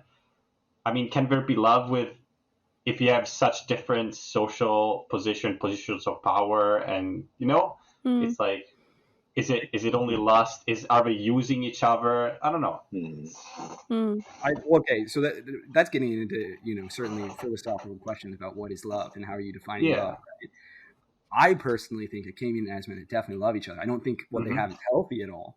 It's not like a pure Disney fairy tale true love thing, but I think they definitely are physically and emotionally and mentally attracted to one another. And have a deep bond, Again, I don't think it's healthy, but I strangely, it's the most wholesome, man-woman relationship we have in the whole story so far. So, support it in that way. I Come on, guess. the grandma's relationship with the emperors. It's it's so Disney like. Yeah. Oh, sorry, Yeah. it's a bad joke. But I mean, to be honest, like we have so many different That was types that super some people disrespectful. could put oh, this is love and this is not love boundary in different places between a lot of these different relationships, right? And maybe there's a bit of it mixed in all of them. I don't know. Like it's not as simple as just this is and this isn't. Maybe it's a bit of that and a bit of something else, right? Going back to the non-men epigraph, right? We are the lovers, Good right? one. But what does it mean? Yeah. What do they love? Themselves. Yeah. I mean, could go back to the darkness that comes before. Everything goes back to the darkness that comes before. That's my answer to every question now. It's just all what's going on here? What's the darkness that comes before? Acting up again. Can't trust that darkness that comes before. Yeah. Mischievous little scamp, that darkness.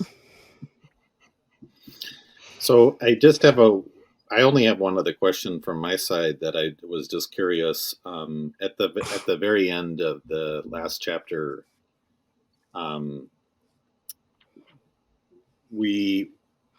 just wanted to clarify. So we've learned now that the crew of the three people have run into the Holy War, but who is the guy that they meet? Is that Zemanus? Because I think he has the same first name. Krijat. Oh gosh, yeah, I did write it down, but I won't pretend to pronounce it. Give it a shot. Try to pronounce it. Krijates, maybe. And so I was just curious but I know that maybe that'll get answered. I don't know if it'll get answered immediately, but isn't that what they were also kind of looking for? But I don't know if they're falling into the wrong hands but I was just wondering if that's the same guy from the previous part, that Zemanus guy. Maybe I misunderstood. The Krajates Erisis he's been mentioned though. He's one of the, I don't know, lords leading. There are a lot of names thrown at us that aren't necessarily developed that much. Okay. I'm now questioning. I'm like, was he in the Vulgar Holy War? Did he survive that, or is this guy separate from that and is coming later? I don't. He's definitely been mentioned. He's one of the leading commanders. He's like a lord of some kind, maybe even a prince. But he's so that's the same first name as Zenamus, who is the friend of Akamian, but maybe it's a common name. That's what I was wondering. Which is the Krijates. Krijates. Yeah, however. Is that a common name? Do you have a lot of friends called It could be Krijates? like John. Or Dan. Or Mike. Mike's so common. Maybe it's like an Asian thing where it's the first name, it's in a different order. Maybe it's like a household name is what I'm getting at. I don't know. It's possible. I don't know. That's interesting. I hadn't noticed the Krajates thing. Sorry. Go ahead, Varsha. Oh no, I was going to start a new topic if that's okay. So I think at some point, I don't remember, during the backstory, we've been hearing from Nayur how war is intellect, or maybe it was Confis who said that. Yeah. And then on page 352 in this edition of the book, the paperback, it says, Nayur's thoughts stumbled both in shock and in affirmation. Then he recoiled in sudden suspicion. This man is intellect. War. So we've reversed that from war is intellect to intellect is war, almost. What did you think of that? I mean, I don't really have any conclusions from it. I just thought that was an interesting reversal. I feel like the author has something to say there, but I don't quite know what. I think it's a smart observation. That's what I think. But I it don't know. is I think also interesting to see how he reuses topics, right? Mm, He, in very much the same way as, maybe a fable or the Bible or something like that, where you have a lesson and then you sort of it interprets the lesson to lead to the next lesson, mm, and you revisit the same themes, but each time you revisit them, they're slightly different, and you're learning a bit more, and it's making you mm, think a bit something more, right? mm. Yeah, that makes sense. I like that. I believe this was in the context of Kellis because he's starting to think about Mm-hmm. war as intellect at this point. But Mm-hmm. um yeah, it's almost like he's waging war on him through intellect, but that's the best I have from it. I don't even know if that makes sense. no. Yeah, I think that's a wise reading of it. I'm sorry. I'm trying to figure out what's up with this. Risis dude. Because he's definitely been mentioned. He wasn't vulgar holy war. I think he was one of the latecomers. Mm, Um, I cannot find his name in he the does. glossary. Oh. Yeah, the I glossary know. has Cool. only like five people. Kijoras, what's his name? Mm, Siemus? yeah, that guy. No, not Zim. The other one we met at the Hmm. end. Unless that is Oh, the dude. No, I mean, I don't I know. don't know. He didn't. Yeah. We definitely had seen that name before. I mean, that was one of the lords leading the holy war, but I just don't remember what faction, what his deal was, if we even know. hmm. You know how there's such a proliferation of words starting with S? I feel like in this series it's K. There's so many names that start with K. They all There are a lot of blend into each other. Yeah. I mean, it's probably on purpose, right? He probably assumed, like, oh, this. He took a real life um, language and he sort of based the phonetics on some of them. I mean, if you want, you can go to the appendix and just look at the. That's not a spoiler, but you can look at. There's a graph showing all the different languages and who they evolved from. Uh, so there's probably some ancient language that he took and he based the initial one and they sort of did a bit of that. That's what I would assume. that And makes it's sense. also it's another, maybe it's a homage to Tolkien, right? Because Tolkien started by writing the languages and then he wrote the culture around it. Wow. But yeah. Could be. Yeah, I looked up I, Krijatis and it does seem like Cinemus. It's his first name or last name, depending on how we're supposed to read this, but we were looking for. Sorry, Carl, you were saying. so, I'm no. While we're talking about that, so is it the name of like a family name, or is it just like Chris? Like, is he just like you have Chris Ximenes and then Chris Irasis or whatever the name is, or is it because that makes a big difference in how we're supposed to read that, right? Like if we're supposed to be like, oh, they just happen, they're both like Henrys, for example, or like a historical name, or is it, they're both, I don't know, Plantagenet is the name that comes to mind, right? Like Mm. what's the the tie here? It probably is just a first name. Yeah. Now that we're talking about it, it probably is just like Henry or Philip or something. I don't know. Yeah. If it's the family name, wouldn't Proyas also have the same family name? If they're the same, They're not. They're. I don't know yeah, what yeah, type you're of probably uncle he is. I think they're different that's ethnic something. groups or what have you. Different cultures. I definitely do feel like, I mean, it's intentional, right? He just kind of like throws you in it, and like I can definitely follow most of the story, but some of the politics of like where people are from and exactly how they relate, like if it's not in a place we visited, I have no idea. Like I I could not tell you anything like where Nursey Proyas is. I off the top of my head could not begin to guess, even though I'm sure it's mentioned, just because we just haven't been Yeah. grounded in those like places and cultures. One thing that Yeah. somebody mentioned earlier that I keep thinking about is there's a couple characters that we don't know. We know the characters, but we don't know where they fit in the world, really. Like, or I think in the case of the Skilvendi, they're not part of that religious group. They're their own religious group, I think. Similarly, with I think the two women, they're from some other culture that we don't really know much about. So there's a lot of questions about. We know a lot about the characters, but we don't know as much about like where they're from or their history. Not that I need to know all of that.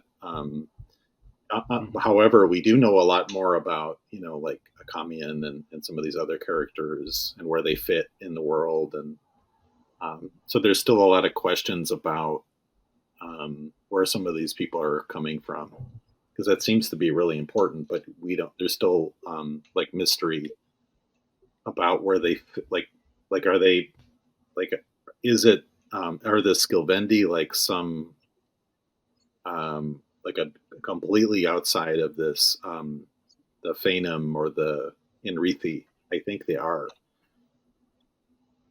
Yeah, I think they're their own thing. I think they're like. I mean, I don't even know what to compare them to historically. But Well, like the Mongols, the Huns, the is that what they're I was supposed to be thinking. like? Okay. yeah, they're the nomadic horse people that live the Right. steppe outside of civilization and attack civilization, right? Right. So they are that sort of external barbaric force, which is sometimes unstoppable, right? Always threatening society. Are we supposed? I mean, are we just supposed to read them as that archetype, or is there a specific historical example? I guess is what I was curious about, because like I think definitely you're supposed to read them as that, like, right? It's if they are that, I'm not going to tell you, but that's how you're supposed to read them. Like that's what they're the right archetype they're the inhabiting. barbarian, right? The nomadic. Yeah. I guess what I'm asking is like, are they supposed to parallel specific real world, like one specific real world ethnic group? I mean, the thing is that a lot of these nomadic societies, like Turks, Mongols, Huns, etc., etc., etc., they're all very, I don't want to say unchanged, but they have a lot of similarities, even for like thousands and thousands of years, right?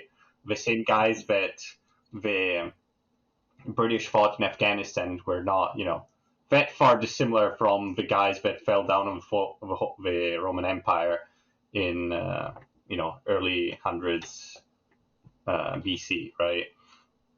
So it's that sort of society. I think it's a mix of all of them, right? Yeah, that's what I'm asking. Is yeah, because it's like the I guess my view of them would be slightly different if they were supposed to like map on to a specific culture in the same way Yeah. that.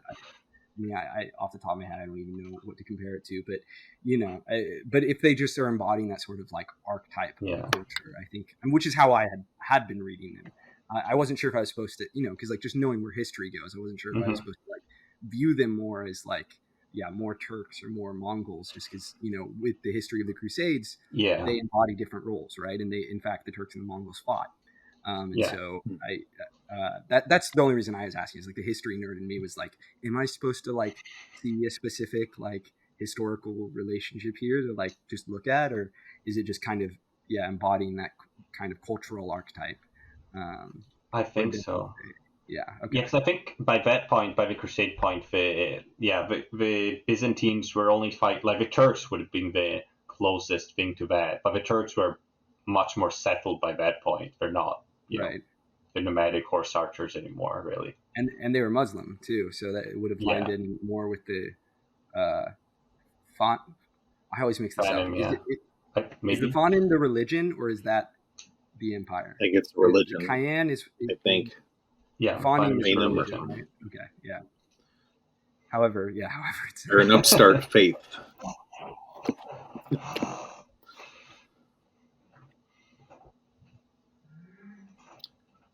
An upstart faith. So, Steve, we didn't hear from you after that 40-minute break. Did you have any other things to add? Any other favorite bits to discuss? I just have one question for everyone, and Dan already knows this, but why do you think Callus didn't kill Nair when he had the chance? Do you think he really needs him, or do you think there's something else going on? Good question. I guess how I had rationalized it was that, one, he needs to continue to learn things about the outside world that he doesn't know. And Nair seemingly knows a lot.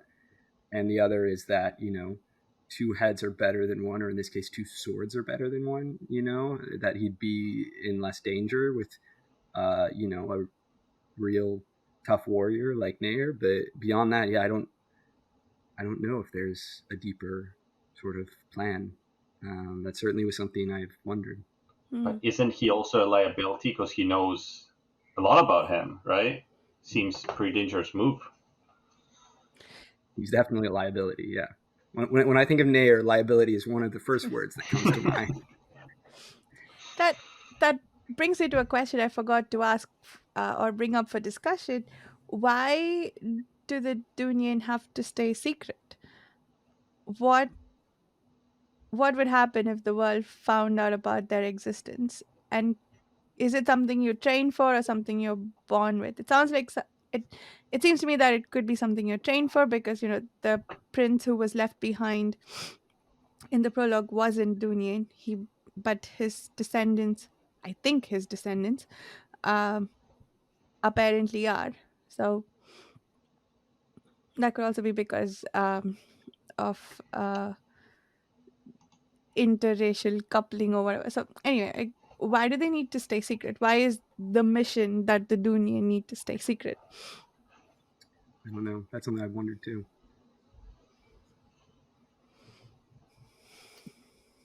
Mike, what are your thoughts on all this? To answer Steve's question, I think this is maybe a theory. I think there's something going on with Moingus and his connection to Nair. Why on earth, or why in the hell would Moingus connect himself with Nair 30 years ago? There's a reason. These people don't just do random stuff. We've learned. And we don't necessarily trust Kellis. So I think they obviously need him for some reason that is totally unclear to us. So it's an excellent question, Steve.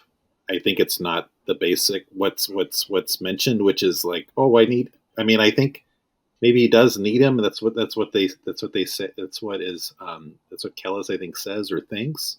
But there's something else going on there, because why would Moingus associate himself, or I'm foggy on the origin now, but he didn't just drop out of thin air. He placed himself with that cult, that society, that family, and manipulated Sciotha. Sorry for going on and on. Go ahead. Well, no, I was just going to say he was enslaved. I agree with you. I think he placed himself there. Yeah, I agree. We don't know that for a fact, is all I'm saying. It is not because we haven't seen Moingus, we don't know what his plan was. But I agree with you, Mike, 1,000% that Moingus had to do that intentionally. There's no way that one of the Dunyan, like as powerful as they are, seemingly just like random happenstance ended up there and then doing the things he did. Like, I think there's a greater plan at play. I have no idea what it is. If I had to guess, probably has something to do with the second apocalypse. Yeah. But beyond that, I couldn't even begin. I don't know. I'm right there with you, though. I love looking at the expressions of the rereaders. trying there's so to. many things which are like, I'm like, oh, that's such a smart observation. So many things, oh, he's so wrong. It's very jumpy between them. It's rarely in the middle. Yeah, we might. Yeah, no, that's what makes it really fun. Absolutely, that's the best part of this stuff. Yeah. So, What was your question in Varsha? I don't even remember. What? let me see. It was, yeah, why did the Dunya need to stay secret? Why is that Kellis's mission? Or is he lying about it? Or also, to answer Steve's question, was do we think there's an element of Kellis lying to himself about why he needs Nayur? Like he just needs him for human reasons, for companionship, and like he doesn't want to admit it. So he's like, "Ah, he's gonna help me kill my father for whatever purpose." So That's an interesting idea. I have absolutely no belief in that theory, but I'm like, that would be a fun one if it's true. Well, it could be. It may not even be the like emotional human reasons. It could even be like he needs to know more about his father. Mm, Um, I mean, or maybe it's both, right? Like maybe it's like he's like Machiavellian. I need to know as much about my father as possible so I'm best prepared to confront him, while also feeling a son's drive to understand his father. I mean, that's like Mhm. one of the most basic human things, right? Is for a child to want to understand their parents, yeah. particularly as an adult. And Kellis, as naive as he is an adult, and so I'm sure he spent his entire life wondering like why, Mm, why. I mean, he did, because that's he left and he's like, I want to know why my dad left. Like, what's going on there? yeah. Uh, Yeah. See, that's really interesting because like I I'm torn about attaching these very human emotions to Kellis because I feel like I really believe him when he says that I feel no emotion. And so but we could have these humanish explanations for a lot of things he does, which I agree with you 100%. I always hesitate to, but it's certainly possible. I mean, at the end of the day, he's still human. So far as we know, he's still like yeah, totally human. different kind. So Yeah. he's gonna be imperfect. Yeah. Did, going back to Anything? the Yeah, sorry, go ahead. to your question, Barsha, Mhm. why are the Dunyain secret? I think the answer is probably in the prologue, somewhat. But I feel kind of far removed from it. But I think it has something to do with the fact that they're maintaining some, this secret society, so that uh, they I don't know if they're whatever insight that they have, if it gets out to the general population, there may be some repeat of the of problems in the past or something. I assume. Mm. But it's we yeah, it's difficult to answer the question. But I keep thinking, and again, I could be way off, but I keep thinking that they serve a purpose where when the world is out of joint, if you will, they have these emissaries and Mm. there's maybe more than just the two that we know of that are. So like the Astari in Lord of the Rings, right? That's the Gandalf, the Yeah, wizards yeah, exactly. sent out to go like fix I think problems. there's other examples too, but they're like, yeah, they're fixers. Could be. Mm. It's interesting. We do know that they were refugees, right? Do we know? I can't remember if it explicitly said it or if I just made this assumption that they were made refugees by the apocalypse, by the side of the strong. Mm. But I guess it theoretically, if it doesn't explicitly say it, which I'm too lazy to check right now. I mean, I would have to look through the whole prologue. Um, it could be humans, even, right? Like maybe they're even just running from prejudice. Like, I can imagine humanity would not respond really well to people who are these like emotionless monks who think they're better than everyone else. Like I could definitely see that leading to religious ethnic violence. So maybe maybe it comes down to that, and they're just like, well, we're not going to go out again. I don't know. Yeah, Mm. it's a really interesting question, Barca, that I'm sure is important to how everything will play out. On a similar sort of big picture, but less honestly related. Although I don't know, I feel like we talk so much about religion with the series that do you guys think there's an like explicit afterlife? Like really what I'm wondering is do you think there's a hell or multiple hells? That's something I've wondered is like, that is a very big sort of hook, for religions, right? Is like the fear of going to hell. And, do we think that that is something that is like, I mean, because for all we know, the strong, right, are like literally just like demons out of hell. Like they seemingly are like pure evil. So I'm wondering what your thoughts are. Obviously, the rereaders know the answer, I'm sure, one way or another. Um, more Or do about we? how things work. But what are your guys' thoughts? That is interesting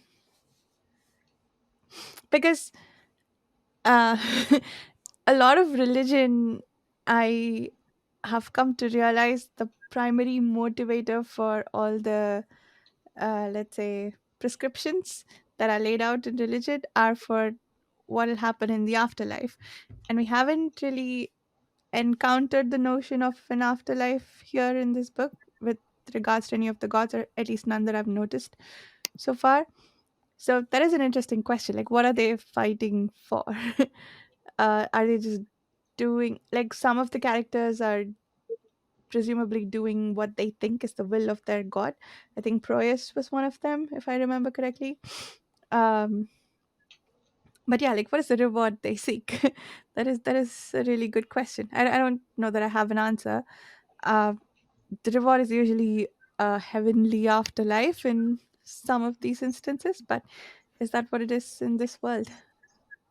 Yeah, that's a I great mean, question. to add to that, and also to think about extra stuff, like we also know that the sorcerers are supposed to be damned too, right? Mm, Mm-hmm. So there right. is talk about damnation, Yeah. Yeah. right? But we also, I don't think we seen anything which can be directly correlated to a god or something like that. I mean, magic is a thing, but I don't think we've seen anything supernatural religious wise, right?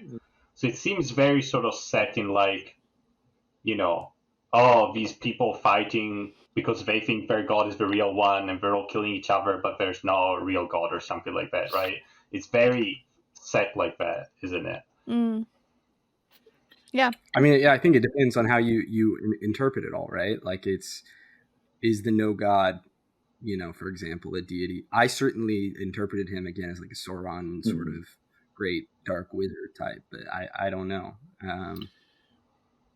Yeah, I don't know. I don't know if there's been evidence of supernatural, I guess you could say, or not. Um, How does magic work? when was this? When Inrao was meeting his fate, he was talking about, I forget.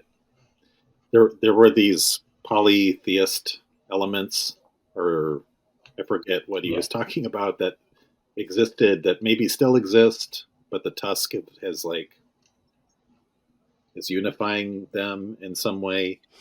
The Mm, Thousand Right, Temples, under yeah. the Thousand Temples, I guess. But yeah, I think there's a lot of unknown there.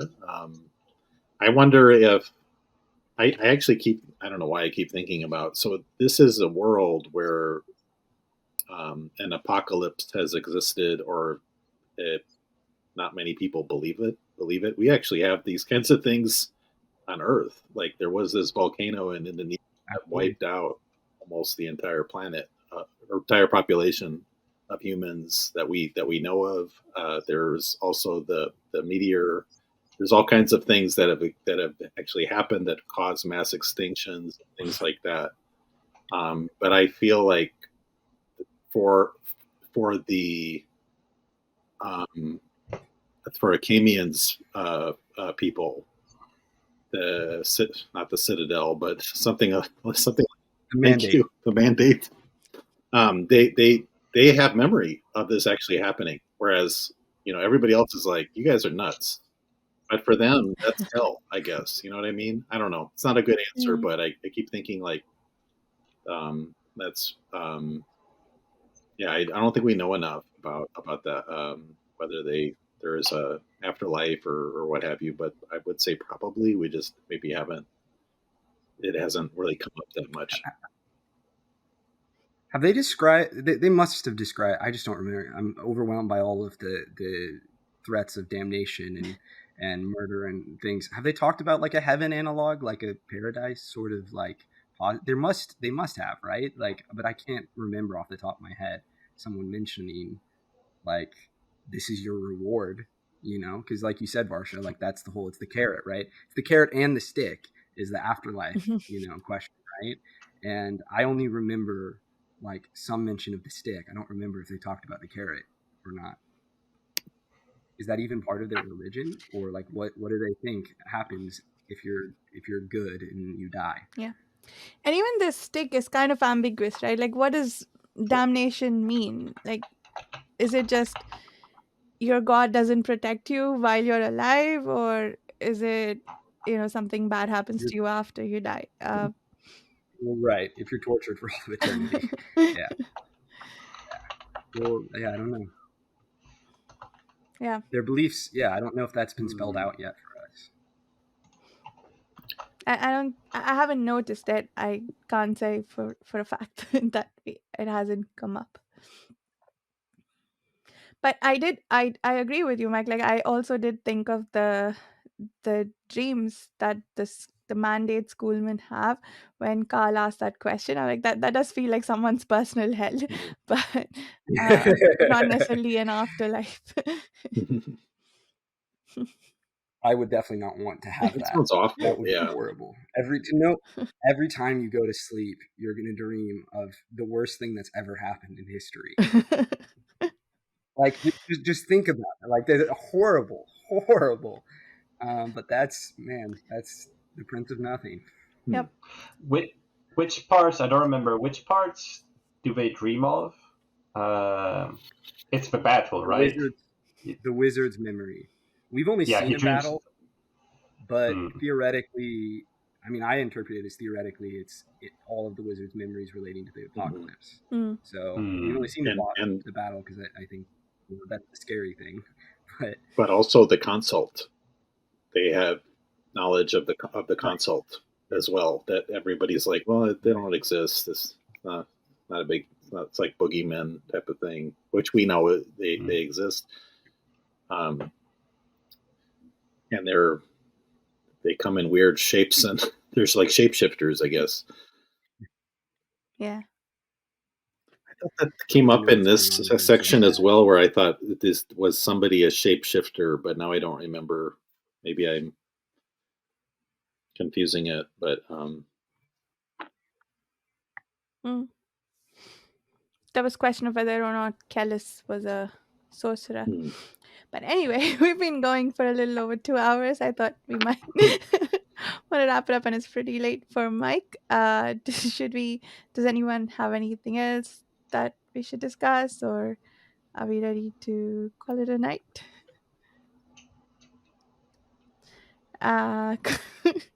So we could do outros, I guess. Steve, maybe you can start and we can go counterclockwise. Yeah. Yeah, this is what's fun about this book is we can go on and on and on for hours. It's pretty insane. But yeah, you can find me at PageChewing.com. Best way to find me. Join our forums. Counterclockwise. Is that me? Yes. Yeah. It's late. Can also be found on PageChewing as well. Dan, you're next. Yeah. I mean, to be honest, I could even just read one chapter and then discuss an hour one chapter or even more, because there's so many themes and topics which are interesting to discuss. But yeah. Anyways, if anyone wants to discuss them with me on the PageChewing forum, you can find me there, DNFire17. I might not respond because I'm on vacation, but at some point I might. Yeah, please join the PageChewing forum so you can laugh at all of our silly theories. That we will inevitably be wrong, but when we're right, oh man, I'm gonna do a happy dance. I'm still doing the happy dance actually about the Skilvindi, like the weird whatever. It's not fully defined yet, but whatever the relationship is to the console and that Hmm. little dark side.